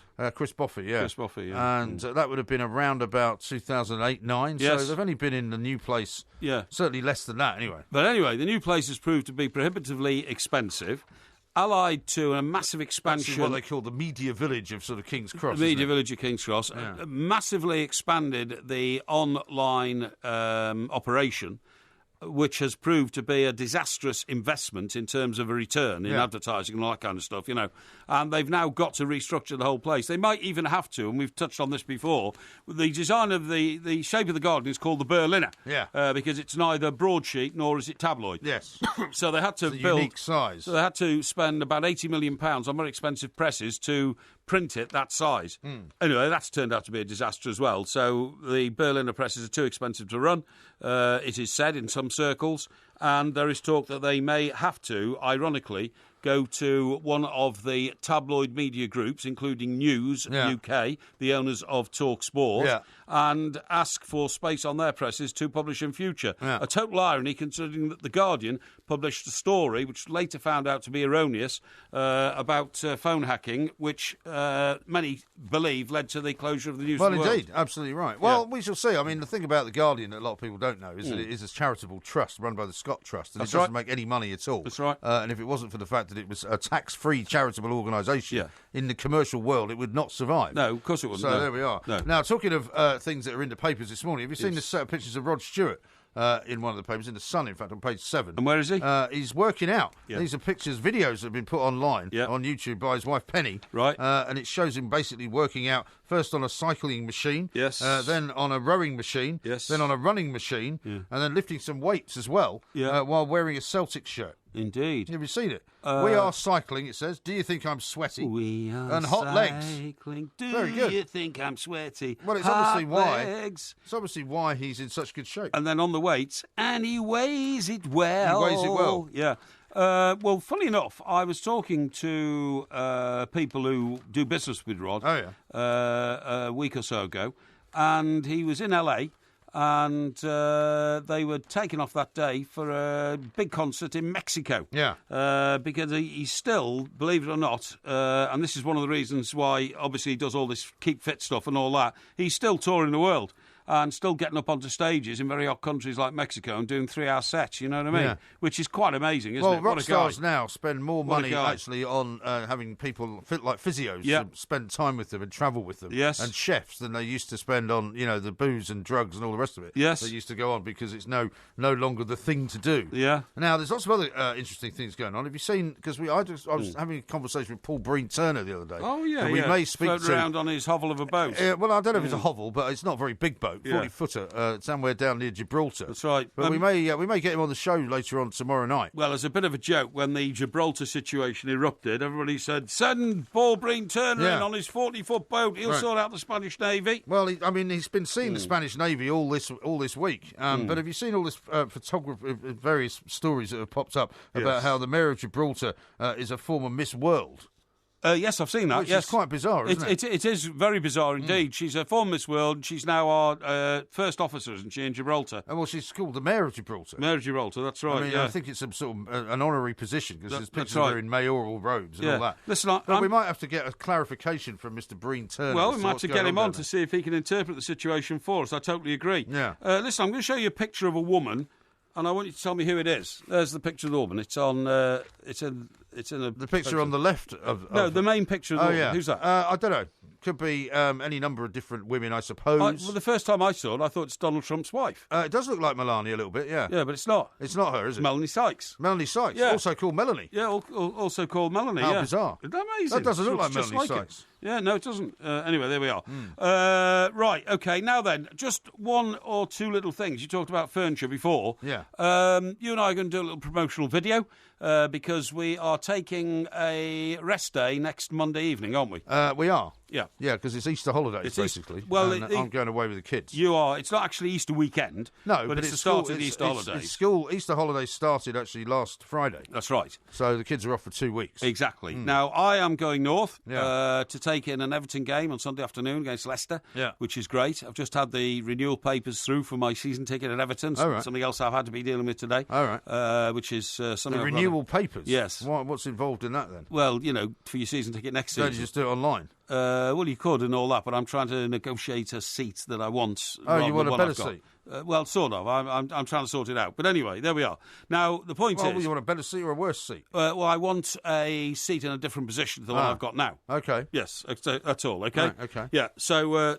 closer to the seat of power, basically. You mean closer to the old... somebody posted a picture, actually, of you in what looked like the director's box. Yes. Very close to Bill Kenwright. I was sitting in the row behind Mr. Kenwright. Was that just a one-off somewhere? Yeah, it wasn't at Goodison. It was an away game right. somewhere. Okay. And I very rarely go into the director's box at Goodison unless I'm invited. Okay. But sometimes if I bump into, the gang, so to speak, in an away game, they often invite me into the box to sit with them. So does your application have to go through various committees to ensure that you are given approval to sit that close to the seat of power? It just has to be processed, that's all. Have we mentioned the old Liver building, by the way? Liver building. And what Mr. Mashiri's going to do with it? Now we've only got about half a minute to do it. Half owned by Mr. Mashiri. Yeah, but what's he going to do with it, though? Well, he's an investor, isn't he? The one thing I wanted to say is we're making a little promotional video, and it's because we have had a computer glitch on the Two Mics website, in which people have been ordering goods that they wanted, DVDs and porky scratchings and things like that, which have, I'm afraid, been held up for about 11 or 12 days. That computer glitch was serious, and we had to spend time getting it right. We've now fixed it, and it is now good. But if you've applied for goods from us and you haven't had them, please let us know as soon as you can. OK, Thank you. We'll do that, but we'll be in touch, of course, because we'll be here tomorrow when it's time for the Porky quiz. This is TalkSport.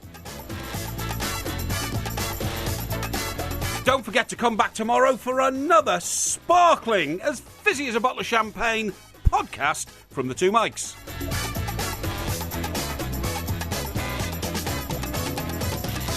What have you been doing all day, then? I've been working on the end of the financial year. It's been intensely... Well, it's still the end. It's the longest end of the financial year that you've ever been talking about. I tried to contact somebody at the Royal Bank of Scotland today. I thought you said it was the 1st of April.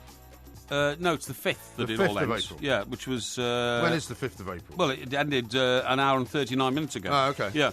I had to get everything sorted by then. I've been trying to contact somebody at the Royal Bank of Scotland all day today to make sure that a significant sum of money, which I posted to them the day before, had arrived. How much money? Well, quite a lot, and it went missing in transit. So it was how much money? Why do you need to know that? A sum of money, involved in a transfer. Was it an electronic transfer? Yes. Right. Was it £20,000? No. Was it more than that? Lot more. Man of the people. Yes.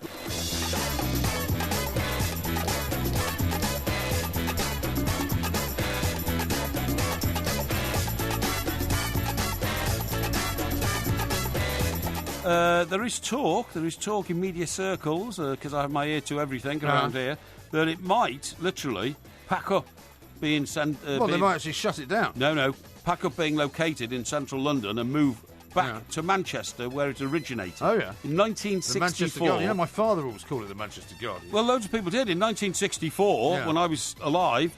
When you were alive? Yeah. What are you now? Well, yeah, I'm still alive, yeah.